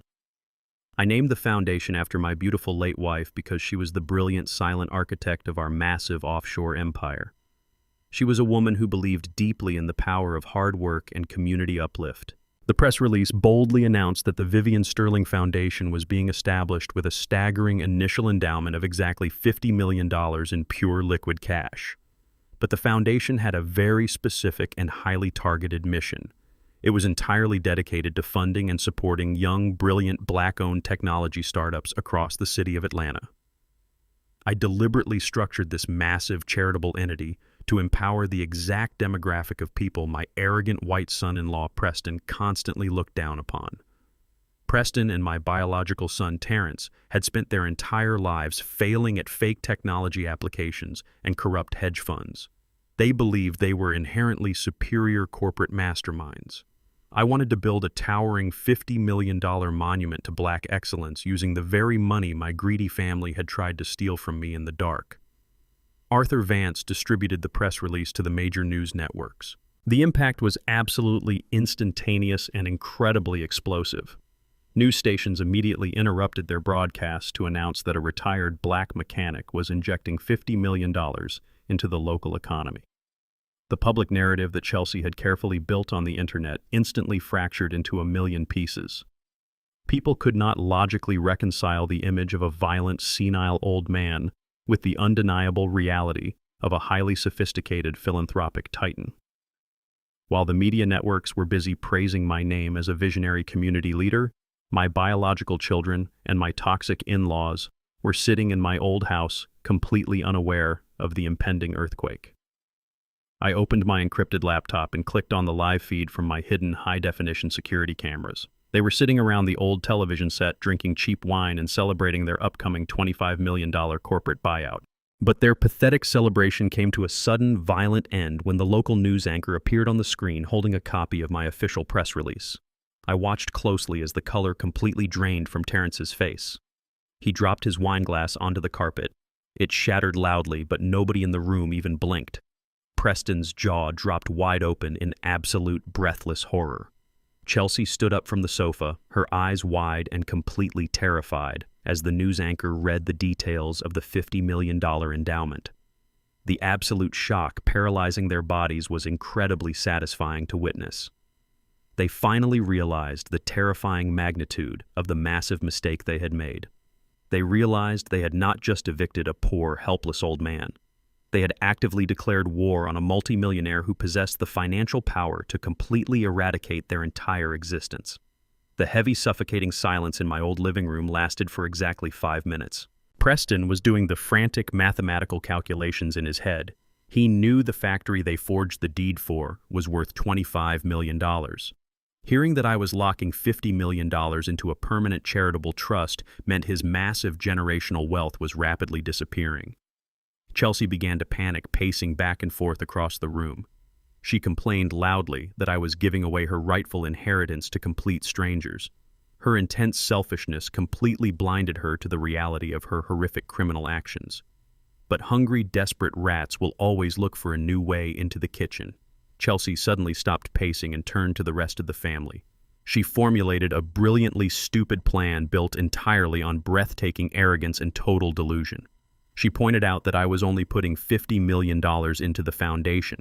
She confidently guessed that there had to be millions more hidden in my private offshore accounts. She convinced Preston, Terrence, and Camille that this highly publicized charity gala was actually their absolute last chance at financial salvation. Chelsea spun a wildly delusional narrative for the room. She told them that wealthy philanthropists cared about nothing more than their pristine public image.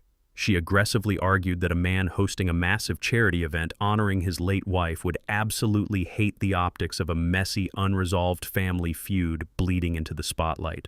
She completely convinced my treacherous children that if they showed up at the glamorous launch gala dressed perfectly and staged a massive emotional public apology in front of all the cameras, I would have absolutely no choice but to forgive them. She confidently stated that I would be too embarrassed to reject my own crying children in front of the mayor and the elite business class. She told them they could use the intense public pressure to force me into a fake public reconciliation, effectively getting their names written back into my massive will. It was a pathetic plan, but they were completely desperate. They genuinely thought they were arriving at the last minute to save the day and reclaim their fortune. The preparations they made to crash my exclusive party were incredibly pathetic and entirely shameless. Despite being completely broke and facing massive predatory loans from my secret shadow company, they managed to scrape together their very last remaining pennies to maintain their fake affluent image. Camille pawned her expensive wedding ring just to secure enough cash to rent a high-fashion evening gown. She spent hours doing her hair and makeup, trying desperately to look like a wealthy heiress instead of a completely ruined woman. Terrence and Preston went to a high-end tuxedo rental shop downtown. They maxed out a high-interest payday loan to afford premium velvet dinner jackets and polished leather shoes. They desperately wanted to look like successful, sophisticated businessmen who naturally belonged in a room full of billionaires. Terrence actively rehearsed his fake apology speech in front of the mirror, injecting manufactured tears into his voice as he practiced saying how much he missed his mother, Vivien. It was a completely hollow performance. Chelsea used the last of her hidden emergency cash to rent a stunning floor-length silver gown. She practiced her devastated, loving daughter-in-law routine with chilling, sociopathic precision. She told the group that when they walked into the grand ballroom, they needed to immediately locate the highest concentration of news cameras and stage their emotional reunion right in the center of the flashing lights. To launch the foundation, I directed Arthur to organize an ultra-luxurious charity gala. We booked the grand ballroom of the most prestigious hotel in downtown Atlanta. I wanted the event to drip with undeniable wealth. We hired award-winning executive chefs and a world-renowned symphony orchestra. We decorated the sprawling ballroom with tens of thousands of imported white roses, which were Vivien's favorite flower. The guest list was a highly exclusive collection of powerful people.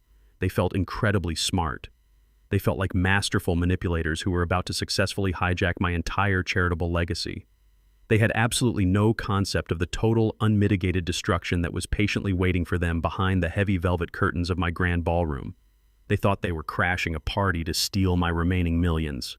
They did not know they were actually dressing up in expensive rental tuxedos and high-fashion gowns just to attend their own very public execution. I sat in my luxury penthouse on the evening of the gala, looking closely at my reflection in the tall glass mirror. I was wearing a custom-tailored midnight blue tuxedo. I felt a deep, profound sense of calm wash over my entire body. The trap was perfectly set and the bait had been completely swallowed. I smiled a cold, razor-sharp smile. It was finally time to pull the heavy iron lever and let the floor drop.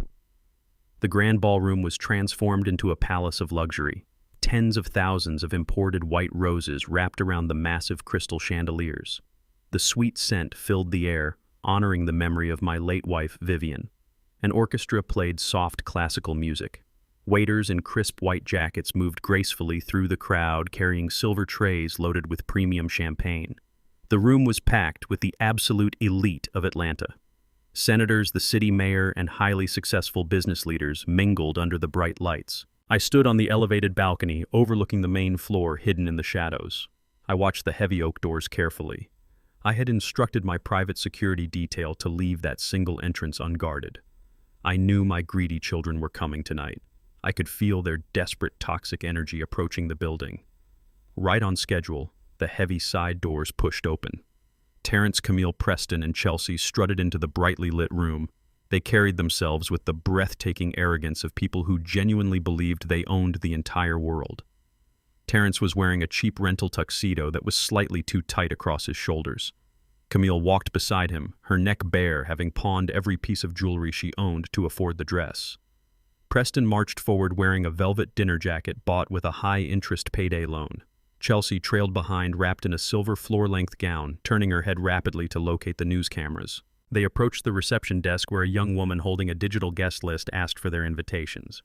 Chelsea stepped right up, invading the personal space of the young worker. Chelsea loudly declared they did not need physical invitations, announcing they were the direct family of the founder. The young woman looked confused, but I had already given strict, silent orders to the event staff. The worker smiled, unhooked the velvet rope, and allowed the parasites to walk directly into the heart of the gala. The sheer audacity of their behavior was truly something to behold. They were currently drowning in massive toxic debt, facing federal investigations, and living on the absolute brink of total financial destruction. But the very second they stepped onto the plush carpet, they immediately began acting like billionaire philanthropists. They separated and began aggressively working the room. Preston targeted a group of highly successful technology investors standing near the expansive bar. He leaned against the counter, swirling stolen champagne, and started talking loudly about imaginary digital startups and hedge fund strategies. He was actively trying to network, pretending he was a massive player in the financial industry. He laughed loudly at their jokes, desperate to secure new funding before federal agents raided his office. He had no idea that the men he was trying to impress were actually close personal friends of mine who already knew exactly who he was and what he had done to me. On the other side of the room, Chelsea was aggressively cornering the city mayor and a group of influential local politicians. She flashed her fake smile, loudly introducing herself as a primary director of the Vivien Sterling Foundation. She was actively trying to steal the credit for my $50 million charitable donation. She talked smoothly about how her family cared for the marginalized youth of Atlanta. It was absolutely sickening to watch her perform. This was the exact same woman who had completely forged real estate documents to steal a house and orchestrated a viral internet campaign calling me a violent, insane old man. She was standing in a rented dress, drinking free champagne, and boldly lying directly to the highest elected officials in the state. Camille and Terrence were busy hunting down local news crews, posing for the cameras, acting like the perfect loving children of a generous patriarch. I watched them perform their pathetic circus act for 20 minutes. I let them drink the champagne. I let them shake hands with politicians. I let them feel the intoxicating rush of validation. And then I slowly walked down the grand staircase from the balcony and stepped directly onto the main ballroom floor. The crowd naturally parted ways for me. People smiled and nodded respectfully as I walked past them. I walked straight toward the center of the room where Terrence, Camille, Preston, and Chelsea had regrouped. Terrence saw me first. The fake, confident smile instantly vanished from his face. All the color drained out of his cheeks. He nudged Preston nervously in the ribs. Preston spun around and his eyes widened in pure panic. Chelsea froze entirely, her champagne glass stopping halfway to her mouth. They braced themselves for a massive, violent confrontation. They fully expected me to scream at them or signal my security detail to drag them out. But I did not raise my voice. I did not call for the heavily armed guards. I walked right up to them with a calm and highly welcoming smile.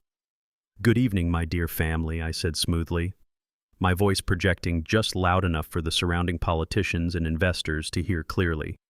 "I am so incredibly glad you could make it to this wonderful celebration. We are honoring your mother tonight, and it simply would not be a real party without her beloved children here to witness it." Preston blinked rapidly, thrown off balance by my greeting. Chelsea exchanged a highly confused glance with Terrence. They had come here prepared to stage a massive fake apology scene to prevent me from throwing them out. They did not expect me to welcome them with open arms. Terrence cleared his throat, trying to regain his fake confidence. "We would never miss this." Dad Terrence lied smoothly, forcing a tight smile. "We know we have had minor disagreements recently, but family is family. We are here to support you and honor Mom tonight." I nodded slowly, maintaining my perfect friendly facade. "I know exactly why you are here, Terrence," I replied, keeping my tone pleasant so the surrounding guests would suspect nothing. "Please follow me. I have reserved a very special place just for the four of you." I turned around and gestured for them to follow me through the crowded ballroom. We walked directly toward the very front of the room, right up to the edge of the illuminated stage. There was a large circular table positioned center in the front row. It was the absolute best table in the entire building. It was surrounded by news cameras, professional photographers, and powerful studio lighting. The table was dressed in white linen and covered in expensive crystal glassware. I pulled out a chair and gestured for Chelsea to sit down. "Please make yourselves completely comfortable," I told them politely. "You are the family of the founder. You deserve to be right here in the front row where everyone can see you clearly." Preston sat down next to Chelsea, completely unable to hide the massive, arrogant smirk forming on his face. Terrence and Camille quickly took their seats, looking around at the flashing cameras with delight. They fell for the trap completely. They did not see the executioners standing behind them. They only saw the flashing lights and the comfortable chairs. I watched their body language change. The panic and desperation were entirely gone. They leaned back in their plush seats, whispering quietly, completely convinced they had just won the ultimate victory. I could see the smug, toxic satisfaction radiating from their faces. They genuinely believed I was too embarrassed to cause a scene in front of the mayor. They thought I was too concerned about my new public image as a wealthy philanthropist to expose our dark family secrets. They thought my polite invitation to the VIP table was a clear signal of my complete surrender. I smiled down at them one last time. "Enjoy the champagne," I said softly. "The main presentation will begin shortly. I want you to pay close attention to the screens." I turned around and walked away from the VIP table, leaving them to bask in their false glory. I made my way towards the backstage area where my technical director was waiting by the audio and visual boards. I looked back at the ballroom floor. Preston was laughing, raising his glass in a toast with Terrence. Chelsea was fixing her hair for the cameras, and Camille was smiling brightly at the photographers. They were sitting exactly where I wanted them. They were perfectly positioned in the absolute center of the spotlight, surrounded by the most powerful people in the state of Georgia. They thought they were the honored guests of a royal banquet. They had no idea I had just strapped them directly into the electric chair, and the entire world was about to watch me pull the switch. The symphony orchestra brought their magnificent classical performance to an elegant close. The conversation among the wealthy guests faded into a respectful silence as the main ballroom lights dimmed. Bright, warm spotlights illuminated the massive stage at the front of the room. Behind the sleek acrylic podium stood a towering high-definition screen displaying the elegant gold logo of the Vivien Sterling Foundation. The mayor of Atlanta stepped up to the microphone to officially begin the evening proceedings. He spoke passionately about the future of the city and the incredible generosity of a man who had completely avoided the public spotlight until tonight. I stood quietly in the dark backstage area, watching the live feed on a dedicated high-definition production monitor. The camera operators frequently cut to the front row, focusing directly on the VIP table, where my biological children and my toxic in-laws were sitting comfortably. Preston and Chelsea were leaning back in their plush chairs, sipping premium champagne and whispering to each other with incredibly smug smiles on their faces. They looked entirely convinced that they had successfully infiltrated my fortress and completely secured their permanent place in high society. They only saw the bright flashing lights and the expensive crystal glassware, completely unaware of the devastating trap waiting for them. The mayor finished his opening remarks with a grand flourish. He looked out at the massive crowd and smiled warmly. Before we hear from the visionary founder himself, the mayor announced, his voice echoing powerfully through the massive speakers. "We have a very special opportunity to hear from the people who know him best. Please welcome to the stage the children of Desmond and Vivien Sterling." A massive wave of polite, enthusiastic applause washed over the grand ballroom. At the VIP table, Terrence and Camille exchanged a highly calculated look. They stood up simultaneously, smoothing the fabric of their cheap rental outfits. They plastered expressions of deep, humbling gratitude onto their faces and walked up the short flight of stairs to the main stage. They were entirely in their element. They absolutely loved the flashing lights and craved the public attention. They were completely thrilled to stand in front of the most powerful people in the state and pretend to be loving, devoted heirs. They completely forgot the fact that just a short time ago they had actively plotted to lock me inside a psychiatric ward. They only cared about the cameras pointing directly at their faces and the millions of dollars they desperately wanted to steal from my private accounts. Terrence reached the acrylic podium first. He gripped the edges with both hands, lowering his head for a brief, dramatic moment, as if trying to collect his emotional thoughts. "Thank you all for being here tonight." Terrence began, his voice perfectly modulated to sound both incredibly strong and deeply vulnerable. "My father, Desmond Sterling, is a man of absolute action. Growing up, I watched him work his fingers to the bone as a heavy machinery mechanic just to put food on our table. I watched him sacrifice every single personal comfort so that my sister and I could have the incredible opportunities he never had growing up in the segregated South." Terrence paused, taking a slow, shaky breath. He managed to produce a single, highly convincing tear that rolled down his right cheek. He wiped it away bravely, playing the role of the proud, deeply moved son to absolute perfection. The elite crowd was completely captivated by his performance. Women in expensive designer gowns looked on with genuine sympathy. Terrence continued his disgusting monologue, spinning a completely fabricated narrative about our incredibly tight-knit family bond. He told a fake story about how I used to stay up late helping him with his business plans, claiming I was his absolute best friend and his greatest mentor in the world. He spoke with such intense manufactured passion that a complete stranger would absolutely believe he worshipped the very ground I walked on. I watched him on the backstage production monitor, and my stomach turned with pure, unadulterated disgust. This was the exact same biological son who had stood silently in my living room while his wife forged my signature on a commercial real estate deed. He was the exact same man who cornered me in a dark grocery store parking lot, completely willing to let his arrogant brother-in-law physically beat an elderly man into total submission. Now he was standing in the bright, warm lights claiming I was his personal hero. He was actively painting an absolute masterpiece of deception right in front of the local media, firmly believing that he was successfully trapping me in a massive public corner he thought I could not possibly escape. Before Terrence could finish his elaborate closing statement, Camille stepped forward and smoothly pushed him slightly away from the microphone. She was not going to let her brother steal all the public sympathy. She grabbed the heavy metal microphone stand, her rented evening gown sparkling under the bright stage lights. "When we lost my beautiful mother Vivien 1 year ago, it felt like the light had completely gone out of our lives," Camille said, her voice shaking with expertly crafted sorrow. "But my father, this incredibly strong, resilient man, held our broken family together. He has always been our solid rock and our safe harbor in the darkest, most terrifying storms." Camille placed a delicate hand over her heart, closing her eyes to let the elite audience fully feel her emotional pain. She continued to lie with breathtaking sociopathic ease.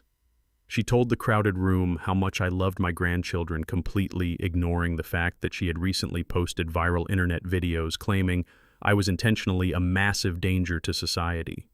She painted a beautiful, completely fake picture of a wealthy, united family standing together to change the world for the better. It was an absolute masterclass in severe psychological manipulation.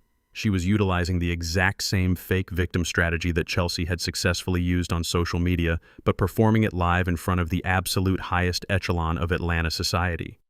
She wanted the billionaire technology investors to see her as a sophisticated, charitable heiress, entirely convinced that her dark criminal secrets were permanently buried in the past. I stood in the dark shadows just a few feet away from the heavy velvet stage curtains, listening to every single word they spoke. I heard the elite audience politely clapping, completely moved by the beautiful, heartwarming display of absolute family devotion.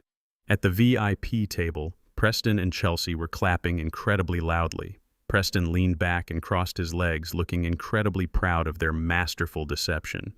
He smirked at Chelsea, fully believing that they had successfully hijacked the entire narrative of the evening. They firmly believed they had just publicly secured their position as the rightful heirs to my remaining offshore fortune. They thought they had trapped me completely. They assumed that after such a highly publicized display of affection, I would be entirely forced to walk out onto the stage, hug them tightly in front of the flashing cameras, and officially welcome them back into my life. They thought my pride would completely prevent me from exposing the ugly, horrifying truth. The crowd erupted into a massive, sustained round of applause as Camille finished her beautiful speech and hugged Terrence tightly right in the center of the stage. The flashing lights of the press cameras illuminated their smiling faces, capturing their fake joy. The mayor returned to the acrylic podium beaming with genuine happiness. And now the mayor announced, his voice booming with intense excitement. "Please welcome the man of the hour, the true visionary behind this foundation, Mr. Desmond Sterling." Desmond. The live symphony orchestra immediately began to play a triumphant, soaring piece of classical music. The entire ballroom stood up, offering a massive, deafening standing ovation before I even took a single step into the light. I took a deep, steady breath and smoothly adjusted the lapels of my custom-tailored midnight blue tuxedo. I reached deep into my pocket and pulled out a small black remote control, holding it tightly in my right hand. The stage was perfectly set for their total destruction.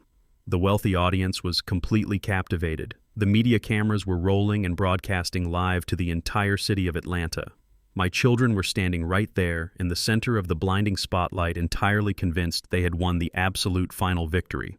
They had built their towering skyscraper of lies to the absolute highest possible altitude. It was finally time to walk out. There, look them dead in their greedy eyes and violently push them right off the edge into the dark, bottomless abyss. The deafening sound of a standing ovation washed over me as I stepped out from the dark shadows of the backstage area. The live symphony orchestra swelled to a magnificent crescendo, filling the grand ballroom with an incredibly triumphant melody. Hundreds of the most wealthy and powerful people in Atlanta were on their feet, clapping enthusiastically, their faces glowing under the warm golden light of the massive crystal chandeliers. I walked slowly and deliberately up the short flight of carpeted stairs toward the center of the main stage. I did not rush. I wanted to feel every single second of this highly anticipated moment. My custom-tailored midnight blue tuxedo felt like a suit of heavy armor. In my right hand, completely hidden inside the pocket of my trousers, my fingers traced the smooth plastic edges of a small black remote control. It was the precise detonator for the massive explosive device I was about to drop directly onto my greedy family. As I reached the sleek acrylic podium, the applause slowly began to fade into a deeply respectful silence. The bright television studio lights momentarily blinded me, but I quickly adjusted my vision to see the massive sea of elite guests sitting before me. The mayor of the city gave me a warm, highly approving nod from his seat in the front row. Sitting just a few feet away from him at the exclusive VIP table were Preston and Chelsea. They were looking up at me with incredibly bright manufactured smiles. Terrence and Camille stood nearby, trying to look like the proudest children in the entire universe. They honestly believed their disgusting theatrical performance had worked perfectly. They thought they had successfully manipulated the narrative and trapped me in a public corner where I would be forced to play the role of the forgiving, loving patriarch. They thought the $25 million was completely guaranteed to be theirs. I rested my hands flat on the edges of the clear podium and looked out over the massive crowd. "Thank you all for being here tonight," I began, keeping my voice incredibly smooth, deep, and perfectly resonant through the state-of-the-art sound system. "We are gathered in this beautiful room to honor the magnificent legacy of my late wife, Vivien. She was a woman of extraordinary vision, boundless generosity, and absolute unyielding integrity. She believed that wealth was only meaningful if it was used to build a foundation of ultimate truth and profound justice. She despised deception above all other things.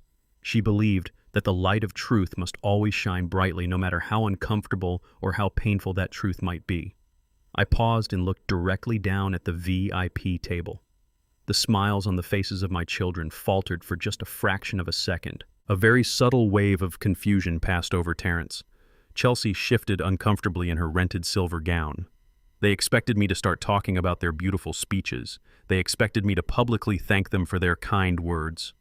Instead, I was talking about deception. My daughter Camille and my son Terrence just shared some incredibly moving stories about our deep family bond. I continued, my voice echoing powerfully across the silent ballroom. They painted a beautiful, heartwarming picture of absolute loyalty and unconditional love. But as I said, Vivien valued the absolute truth above all else. And the truth is that words are very easy to fabricate. Anyone can stand in front of a camera and recite a beautiful script.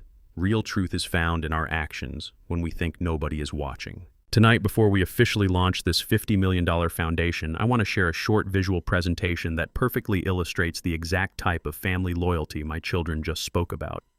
I pulled my right hand out of my pocket. I raised the small black remote control high in the air so everyone in the room could see it clearly. I did not look at the screen behind me. I kept my eyes locked completely on the terrified, rapidly paling faces of my children in the front row. I pressed the primary button firmly. The warm golden lighting in the grand ballroom instantly plunged into complete darkness. The massive high-definition LED screen towering behind the podium flashed brightly to life. The elite audience fully expected to see a heartwarming slideshow of family photographs or a touching tribute video to my late wife. Instead, the screen displayed crisp high-definition security footage of the interior of my old working-class living room. The timestamp in the corner of the video clearly indicated it was recorded recently late at night. The state-of-the-art audio system in the ballroom was designed to amplify a full symphony orchestra. When the audio from the hidden security cameras kicked in, it boomed through the massive hall with absolutely terrifying volume. The screen showed Chelsea sitting at my old coffee table with a corrupt underground notary public. Preston was pacing back and forth across the carpet, sweating heavily. "Lock the old man in the psych ward so we can take the factory," Preston hissed through the massive speakers, his voice echoing violently across the stunned ballroom.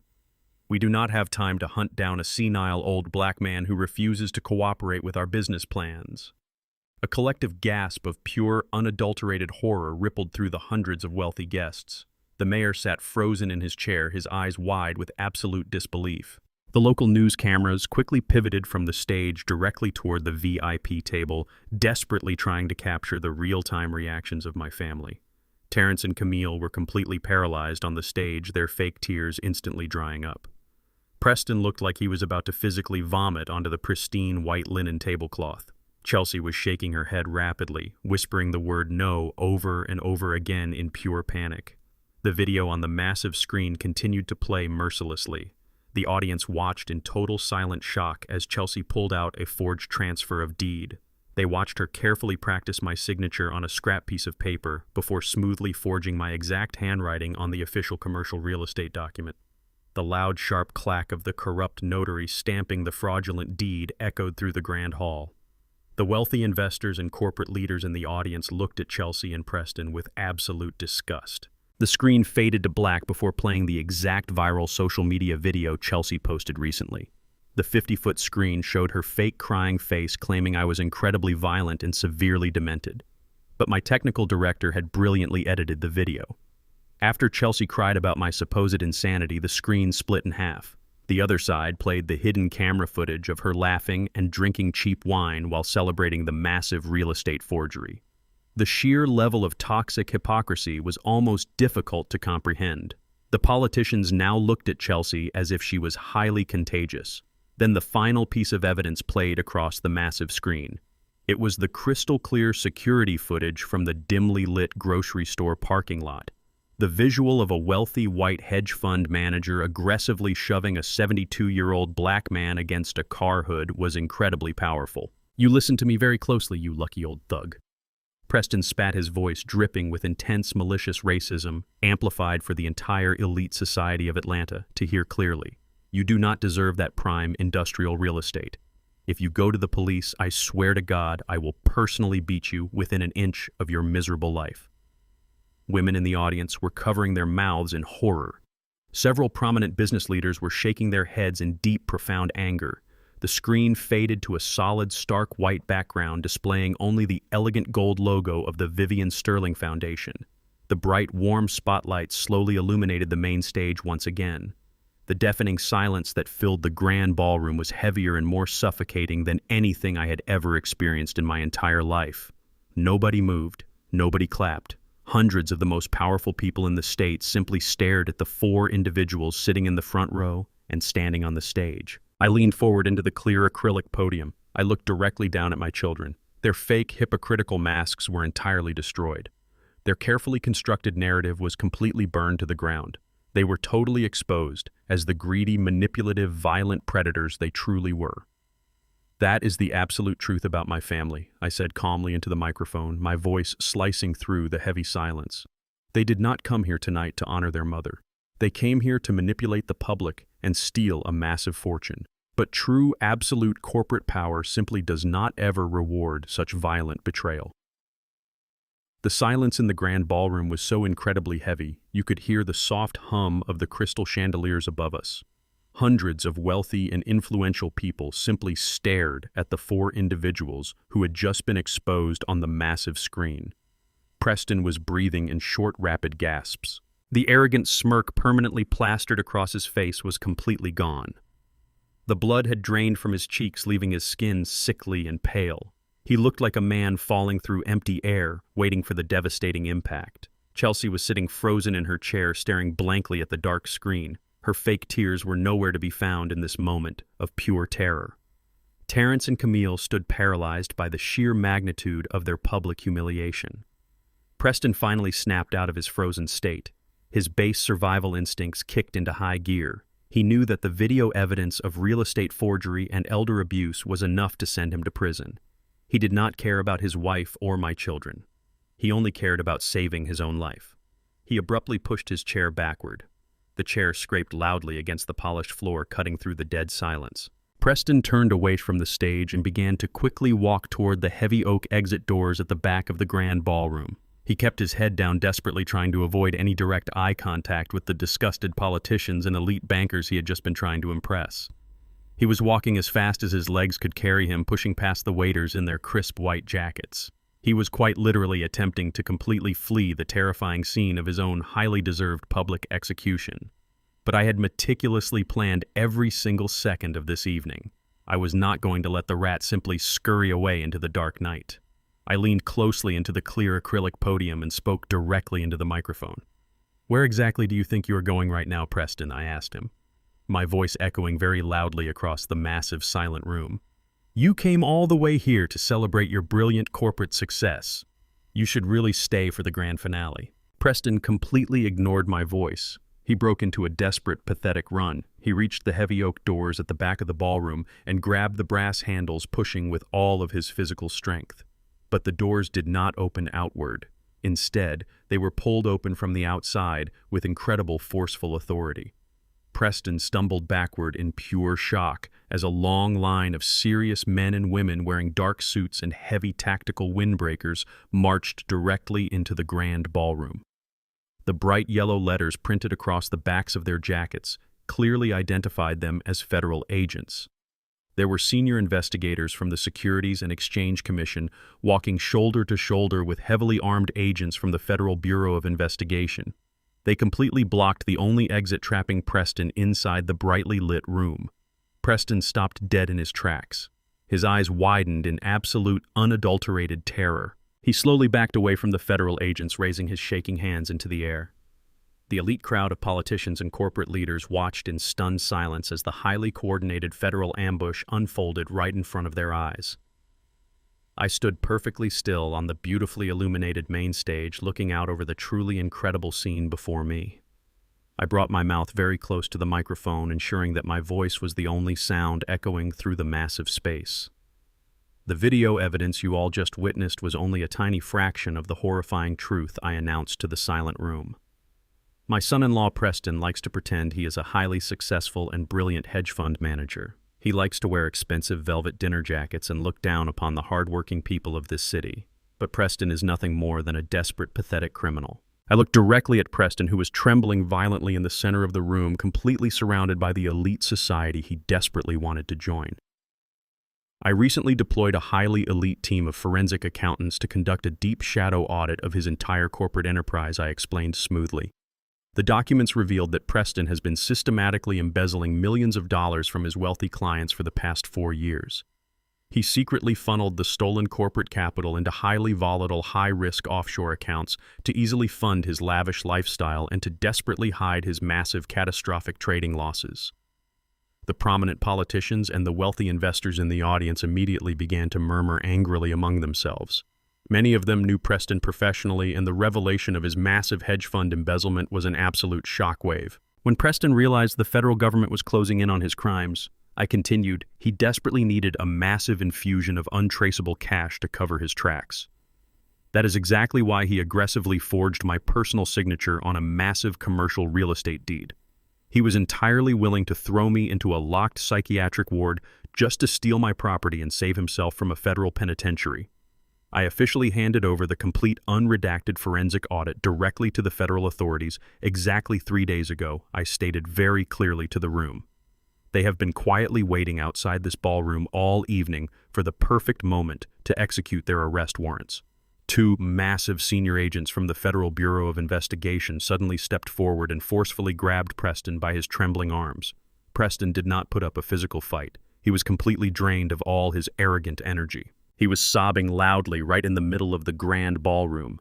His broad shoulders were shaking violently as the trained agents aggressively twisted his weak arms far behind his back. The loud, sharp click of cold steel handcuffs locking securely around his wrists echoed through the silent room. It was the most beautiful sound I had ever heard. The elite crowd watched in absolute disgust as the federal agents patted down his cheap rented tuxedo, searching his pockets for weapons or contraband. He had spent the entire evening trying to schmooze with the mayor and the billionaire bankers pretending to be their equal. Now he was standing before them in a rented suit, crying like a terrified child with his hands chained securely behind his back. His entire professional reputation was entirely vaporized into thin air. His fake sophisticated mask was permanently destroyed.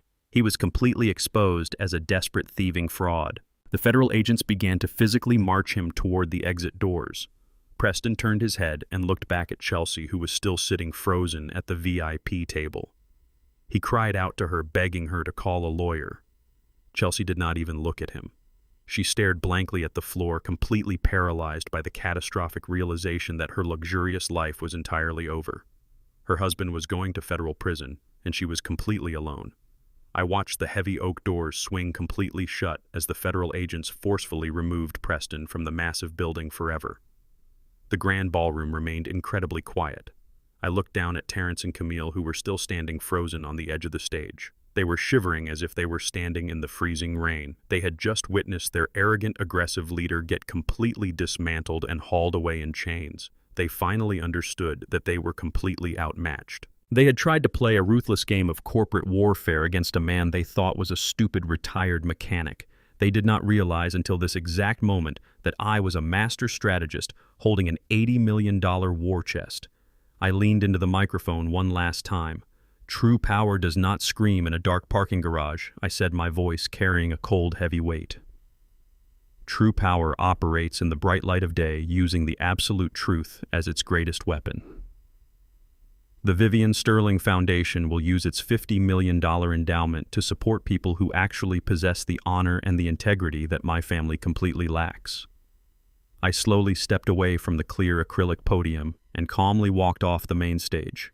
The elite audience immediately erupted into another massive standing ovation. They clapped loudly for the swift, brutal justice they had just witnessed. Chelsea, Terrence, and Camille slowly backed away from the bright stage lights and quietly slipped out the side doors, fleeing into the dark night. They were entirely defeated. Their massive $25 million payday was completely dead. But the true horror of their situation had not even fully arrived yet. They had no idea that I still legally owned their massive predatory loans and their luxury homes.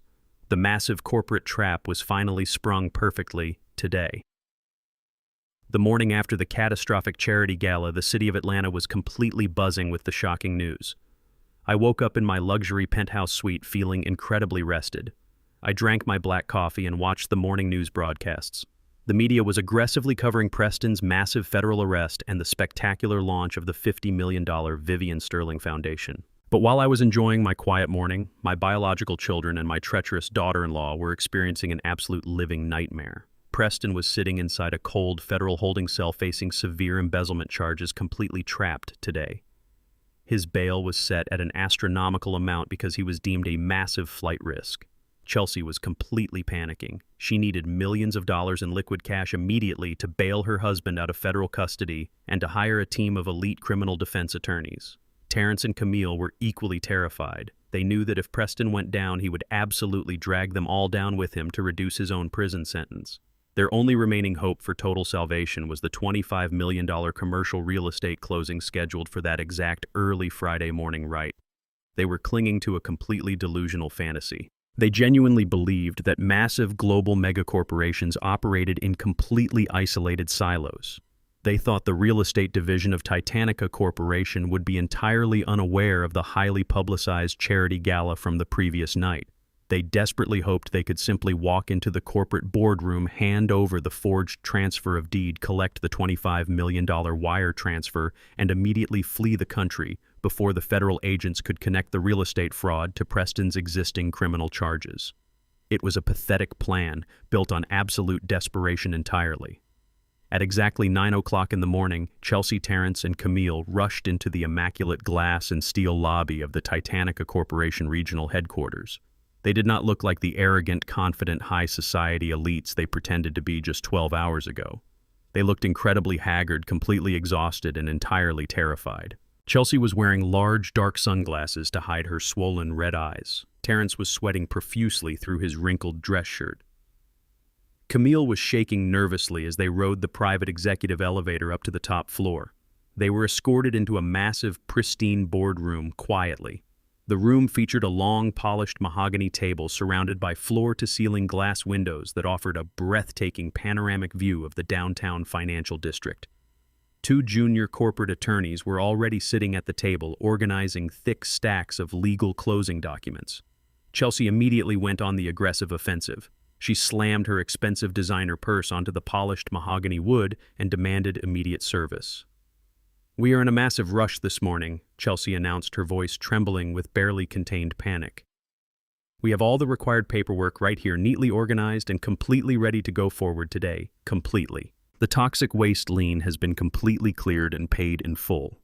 We have the official notarized transfer of deed officially granting us total ownership of the factory property. We need you to initiate the $25 million wire transfer into our primary accounts immediately. We do not have time to sit around and review standard boilerplate contracts." Terrence pulled the forged deed from his leather briefcase and slid it across the table toward the junior attorneys. He was trying to project confidence, but his hands were shaking so violently that the heavy paper fluttered against the dark wood. "Just sign the final authorization," Terrence pleaded, his voice cracking slightly.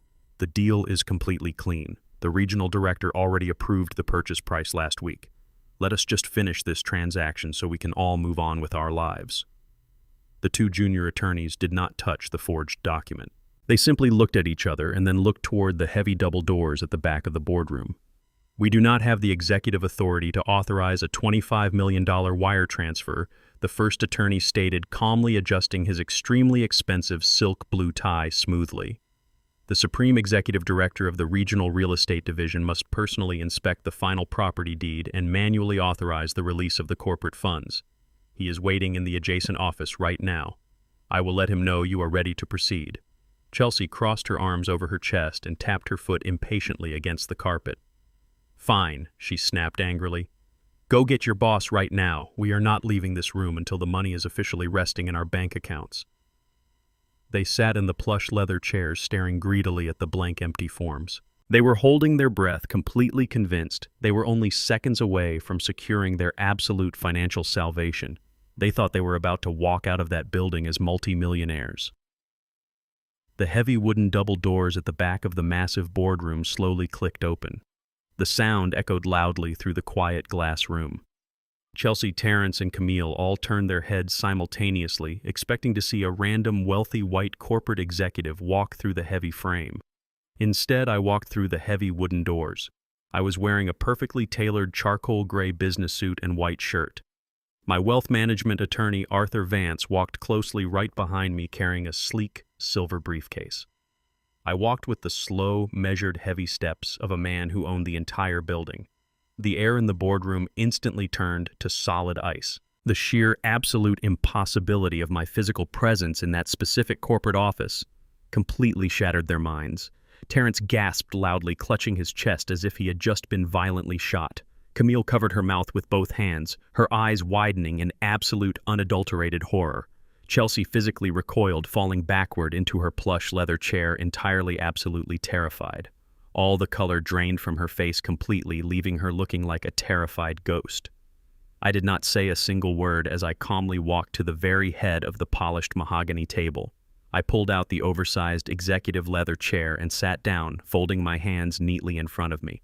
Arthur Vance stood directly to my right, opening his silver briefcase. I looked down the long table at the three pathetic, sweating individuals who had actively tried to destroy my life. Their brains were desperately trying to process the horrifying visual information in front of them. "What are you doing here?" Chelsea finally whispered, her voice completely devoid of all her usual arrogant venom. "This is a highly secure private corporate meeting. You cannot be in this building. Security is going to arrest you." I smiled, a cold, razor-sharp smile that did not reach my eyes. "Security is not going to arrest me, Chelsea," I replied, my voice echoing powerfully through the sleek glass room. "Security works directly for me. You see, when you operate in the high-stakes world of commercial real estate, you really should conduct a thorough background check extremely carefully initially. You must know the people you are selling your stolen property to. Titanica Corporation is indeed a massive global conglomerate, but they operate through decentralized regional divisions. When I discovered your brilliant plan to sell my factory to this specific corporate branch, I decided to make a very aggressive financial investment. 2 days ago, my offshore private equity trust completely purchased the majority shares of this entire regional division. I paused, letting the absolute devastating weight of my words completely crush their remaining hope. "I am the supreme executive director of this company," I stated firmly, clearly, and very loudly. "I am the absolute boss. You did not come here today to sell a property to a faceless megacorporation. You came here to sell my own stolen property directly back to me." Terrence let out a loud, agonizing groan and buried his face completely in his trembling hands. He finally understood the absolute inescapable depth of the massive financial trap they had walked blindly into. Camille began to weep softly, tears streaming down her face, ruining her expensive makeup. Chelsea simply stared at me, her jaw trembling violently. Arthur Vance reached into his silver briefcase and pulled important documents. He pulled out a thick stack of heavily stamped federal documents. He placed them directly onto the mahogany table right next to their pathetic forged deed. I picked up the forged document they had just presented to my junior attorneys. I looked at my perfectly copied signature at the bottom of the page. "You forged this document in my own living room," I said, my voice dropping to a low, terrifying register. "You paid a corrupt underground notary public to place a fake state seal on it. The deal is completely dead, and your luxurious lives are entirely over forever." Exactly 14 days had passed since the morning the county sheriffs permanently locked my treacherous children out of their luxury homes. 14 days is a short amount of time for a man living in a peaceful penthouse, but it is an absolute eternity when you are falling rapidly down a dark hole. My private investigators provided me with a detailed report regarding their exact movements and their current miserable living conditions. I sat in my comfortable leather chair and read the heavy dossier while drinking my morning coffee. The first major update was regarding my arrogant son-in-law, Preston. His highly expensive criminal defense attorneys had completely failed to save him. The federal judge looked at the massive mountain of irrefutable evidence involving massive hedge fund embezzlement and severe real estate forgery. The judge officially deemed Preston a severe flight risk and a massive danger to the community. He was completely denied bail. The arrogant, wealthy white hedge fund manager who used to drink premium champagne and look down upon working-class black men was currently sitting inside a freezing cold federal holding cell wearing a cheap, bright orange prison jumpsuit.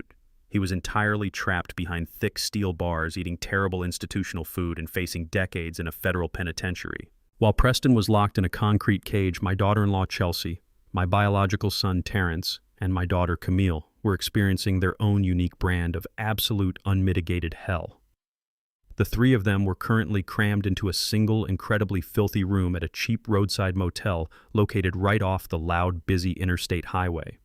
It was the exact kind of miserable, decaying establishment that rented tiny, damp rooms by the hour to desperate, transient strangers. The faded floral wallpaper was peeling away from the water-damaged walls in long, ugly strips. The heavily stained industrial carpet smelled strongly of stale cigarette smoke, old mildew, and cheap, toxic cleaning chemicals.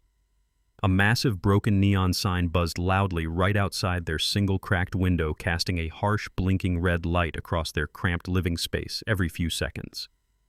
They were forced to sleep in awkward shifts on two sagging, highly uncomfortable beds. Restful sleep was completely impossible. The cheap, dirty mattresses were heavily infested with aggressive bedbugs. Every single morning, my previously wealthy children woke up with angry red bite marks completely covering their arms and their legs. Chelsea spent hours sitting on the edge of the filthy porcelain bathtub, crying softly as she aggressively scratched her irritated skin. She was a deeply superficial woman who used to spend thousands of dollars every single month on luxury skincare routines and expensive imported cosmetics. Now she was washing her face with a cracked bar of cheap motel soap and drying her shaking hands on a stiff, scratchy towel.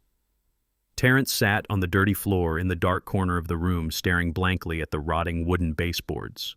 He was wearing the exact same designer suit he had worn on the day of his violent eviction, but the expensive fabric was now heavily stained and terribly wrinkled. His premium leather shoes were completely scuffed and covered in thick highway dirt. He looked like a completely broken, entirely defeated man. Their financial ruin was absolute and totally inescapable. When the federal authorities officially launched the massive criminal investigation into the forged commercial property deed, they immediately ordered the banks to freeze all of their remaining personal accounts. Their high-limit credit cards were instantly declined everywhere they went. They had exactly $34 in loose cash between the three of them. They had to pool their remaining coins together just to survive on cheap, greasy fast food and stale convenience store bread. But the absolute final catastrophic blow fell directly onto Chelsea earlier that week. The State Real Estate Commission had launched an immediate emergency review of her professional conduct after the viral public exposure at the charity gala. Because she was caught on crystal-clear high-definition video, actively practicing and forging a signature on a massive commercial real estate deed, the state board permanently revoked her real estate license. She was officially banned from ever practicing real estate in the state of Georgia again. Her entire professional identity was entirely vaporized. Extreme poverty and intense physical hunger will quickly destroy any fake alliances built entirely on toxic greed. The heavy, suffocating tension inside the cramped, freezing motel room finally boiled over into outright psychological violence on a rainy Tuesday afternoon. The private investigator had managed to place a tiny listening device near their window, capturing their entire miserable breakdown.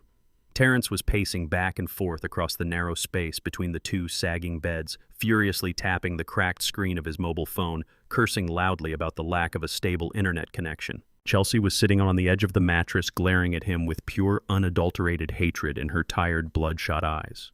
Chelsea suddenly hissed at Terrence, telling him that this entire catastrophic nightmare was completely his fault.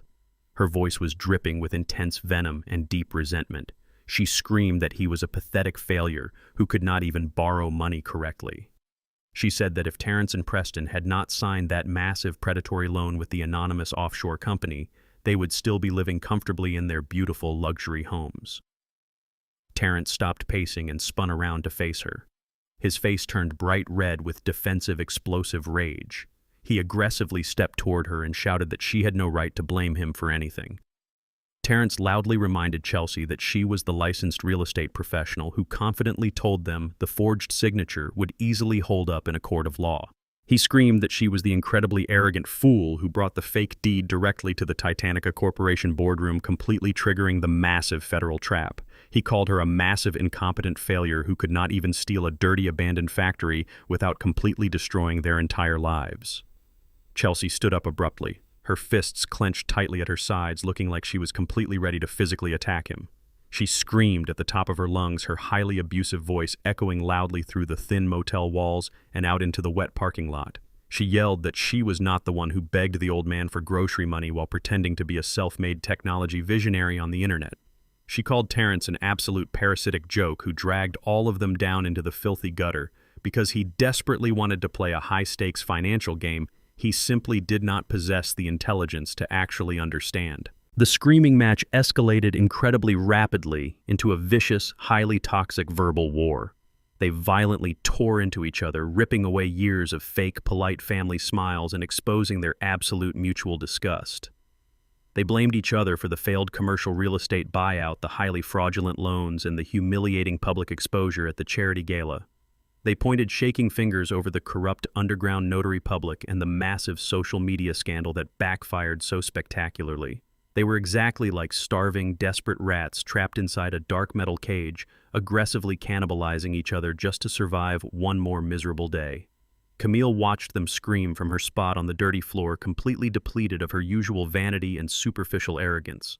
She hugged her knees tightly against her chest and began to wail loudly, begging them to stop screaming. Camille cried out that fault did not matter anymore because the money was completely gone and the houses were permanently seized. They had absolutely nothing left to fight over. Terrence and Chelsea stopped yelling and looked down at Camille. The bitter reality of their situation was completely undeniable. They were defeated by their catastrophic, greedy choices. Camille whispered through her heavy tears that they were going to die in the cold. She told them they could not afford another single night in that terrible room because the motel manager had already threatened to kick them out tomorrow morning when their final cash payment declined. She said they were going to be sleeping on the cold concrete sidewalk exactly like the homeless people they used to completely ignore and actively despise on the downtown streets. Terrence slowly shook his head, placing his hands flat against the cold, dirty wall. His knees shook slightly from extreme physical weakness and a total lack of proper daily nutrition. Terrence looked at his sister and his sister-in-law with a look of total agonizing defeat. He told them they were not going to sleep on the street. He said there was only one person in this entire world who could stop this absolute nightmare. He whispered that there was only one man who possessed the absolute financial power to turn the lights back on and save them from starving to death. The bleak morning arrived with a violently cold storm completely covering the city of Atlanta. The sky was a heavy, dark gray, pouring freezing rain onto the cracked pavement of the motel parking lot. Terrence, Camille, and Chelsea were officially out of time entirely. The motel manager pounded on their thin wooden door, completely demanding they vacate the room immediately. They had absolutely no money to negotiate and no valuable items left to pawn anywhere. They were completely starving and entirely broken. Chelsea looked at the stained mirror and saw the hollow, terrifying reality of her ruined life staring back at her. Her arrogant pride was finally completely crushed under the absolute weight of sheer survival. Terrence told them they had to go to the corporate headquarters of my private equity firm. They had to swallow every single ounce of their toxic pride and physically beg me for mercy. They had no luxury cars to drive and absolutely no money for a taxi. They had to walk the entire distance. They stepped out of the filthy motel room and directly into the freezing torrential rain. The heavy icy drops soaked through their thin wrinkled clothing, almost instantly chilling their bodies completely to the bone. The journey from the cheap roadside motel to the wealthy downtown financial district was exactly 7 miles. It was a grueling physical punishment for 3 arrogant people who had not eaten a proper warm meal in an entire week. They walked very slowly along the side of the busy highway, shivering violently as large commercial trucks sped past them, completely spraying their freezing bodies with dirty, wet street water. Chelsea was wearing cheap, thin shoes that provided absolutely no protection against the deep freezing puddles forming rapidly on the side of the cracked, broken road. Her feet were completely numb, and her legs were shaking from severe physical exhaustion. Camille walked with her head down, crying silently as the cold rain mixed heavily with her bitter tears. Terrence led the pathetic, desperate march, looking like a completely defeated shell of the highly arrogant corporate executive he falsely pretended to be. They walked for over 3 agonizing hours through the freezing downpour. They eventually entered the wealthy downtown district where they used to confidently shop for expensive luxury brands and dine at highly exclusive 5-star restaurants. The wealthy business executives, walking rapidly under large black umbrellas, looked at them with absolute pure disgust and total contempt. My completely ruined children were officially the exact same miserable homeless people they had always mocked and entirely ignored in their previous comfortable lives. They finally reached the towering glass skyscraper that served as my primary corporate absolute headquarters. The towering glass building was a massive modern monument to absolute corporate power and unyielding financial control. They hesitated directly outside the heavy revolving doors, shivering violently and completely terrified of the massive corporate beast they were about to willingly walk into. Terrence finally pushed through the thick glass doors and led them slowly into the immaculate, pristine, white marble lobby. The warm climate-controlled indoor air hit their freezing wet bodies, but it offered absolutely no comfort whatsoever. They were dripping dirty, freezing rainwater all over the incredibly expensive, highly polished marble floors. The sharply dressed security guards immediately stepped forward, fully intending to violently throw them back out into the freezing storm without any hesitation. But I had already clearly instructed my head of security to completely expect their pathetic, desperate arrival today. The armed guards abruptly stopped and simply stared at their ruined clothing with absolute disgust. The head of security silently gestured directly toward a private express elevator entirely reserved for supreme executive corporate leadership. Terrence, Chelsea, and Camille walked slowly into the sleek glass elevator, completely surrounded by the overwhelming silent power of my absolute corporate domain. The heavy steel doors slid shut, and they rapidly ascended 80 floors high into the dark, stormy sky. The fast vertical ride was completely silent, except for the incredibly loud sound of their shallow, panicked breathing and the soft, continuous dripping of rainwater hitting the pristine floor. The elevator doors finally opened directly into my massive top-floor executive suite.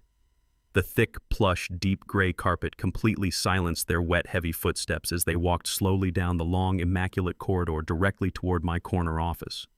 My massive office featured beautiful, floor-to-ceiling glass windows offering a truly breathtaking panoramic view of the dark, rainy, sprawling city. I was sitting very comfortably behind my massive, dark, solid mahogany desk, slowly drinking a warm cup of premium dark roast coffee. The heavy wooden double doors were already standing wide open waiting for them. They slowly walked into the quiet, peaceful sanctuary of my office and completely stopped right in the absolute center of the massive room. They looked absolutely horrific and deeply pathetic. Their previously expensive clothes were completely soaked, entirely ruined, and plastered tightly to their violently shaking, starving bodies.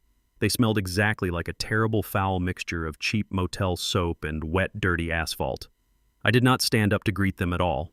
I did not politely offer them a warm, dry towel or a comfortable leather chair to sit in. I simply rested my hands flat on my pristine, polished wooden desk and stared at them with a look of absolute freezing indifference. The incredibly heavy, suffocating silence in the massive glass office stretched out for a very long, agonizing time, actively, entirely forcing them to deeply confront the immense, terrifying gravity of their massive personal failures. Suddenly, Terrence took a very shaky, desperate step forward toward my heavy desk. His incredibly weak, starving legs completely gave out directly beneath him.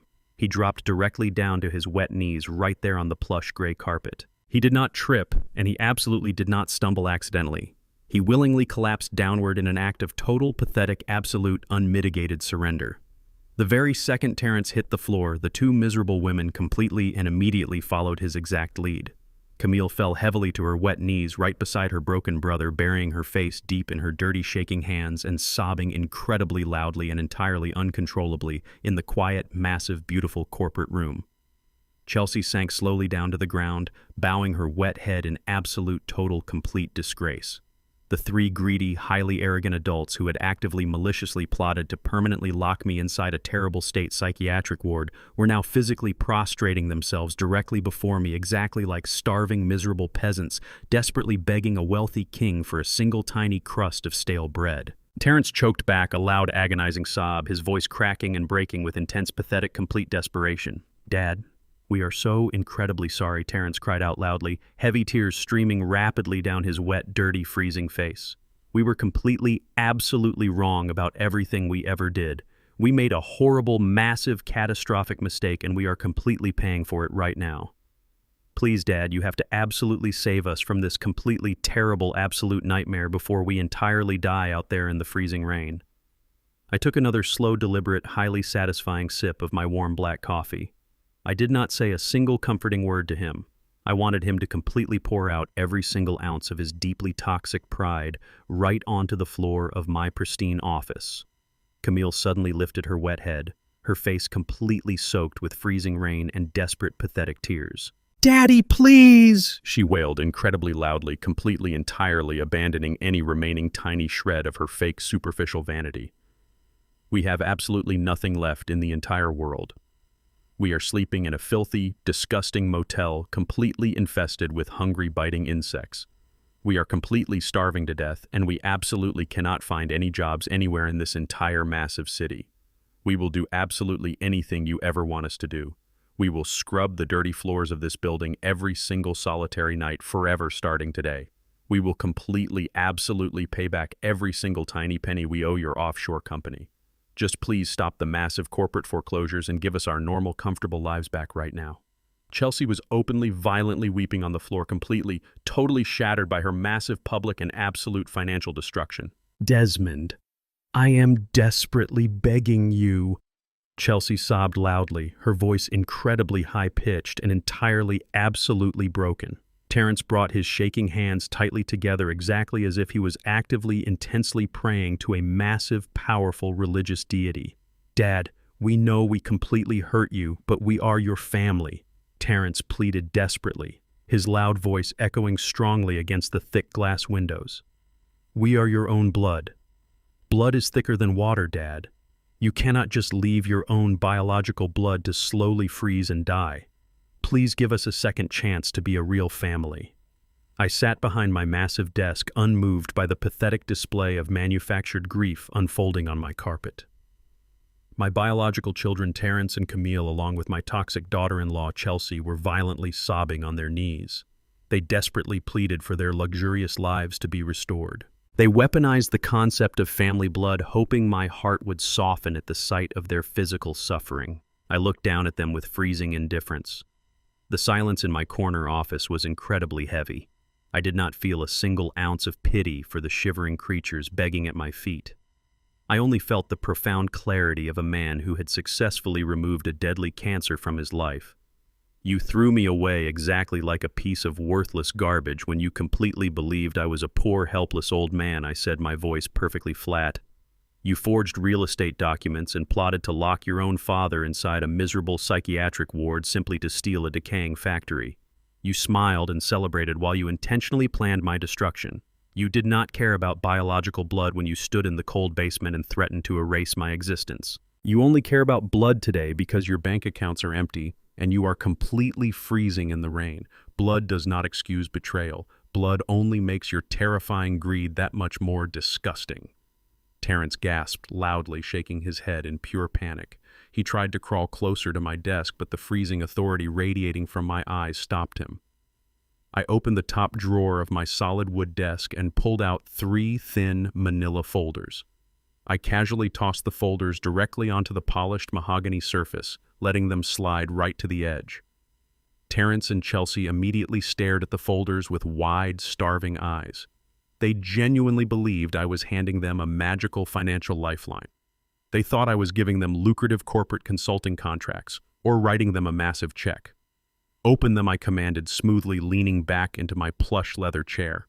Terrence reached up with shaking hands and grabbed the top folder. He opened it eagerly, his bloodshot eyes rapidly scanning the black ink printed on the white paper. The tiny spark of desperate hope in his eyes was instantly extinguished and violently replaced by absolute, unadulterated horror. Chelsea and Camille leaned over his wet shoulder to read the legal documents, and they immediately began to weep even louder. The papers were not lucrative corporate contracts. They were standard entry-level employment applications for the city sanitation department. "You came here begging for a way to simply survive the winter," I told them, my voice echoing coldly across the glass room. "You want to eat warm food and sleep under a dry roof. Then you can start by putting on a heavy uniform and cleaning up the actual physical garbage in the city streets. It is the absolute only honest manual labor you are qualified to perform. You will earn the exact minimum wage and spend the rest of your miserable lives picking up the trash you created yourselves." Chelsea fell backward onto the carpet, shaking her head aggressively. She cried out loudly that she was a sophisticated woman who absolutely could not scrub dirty streets.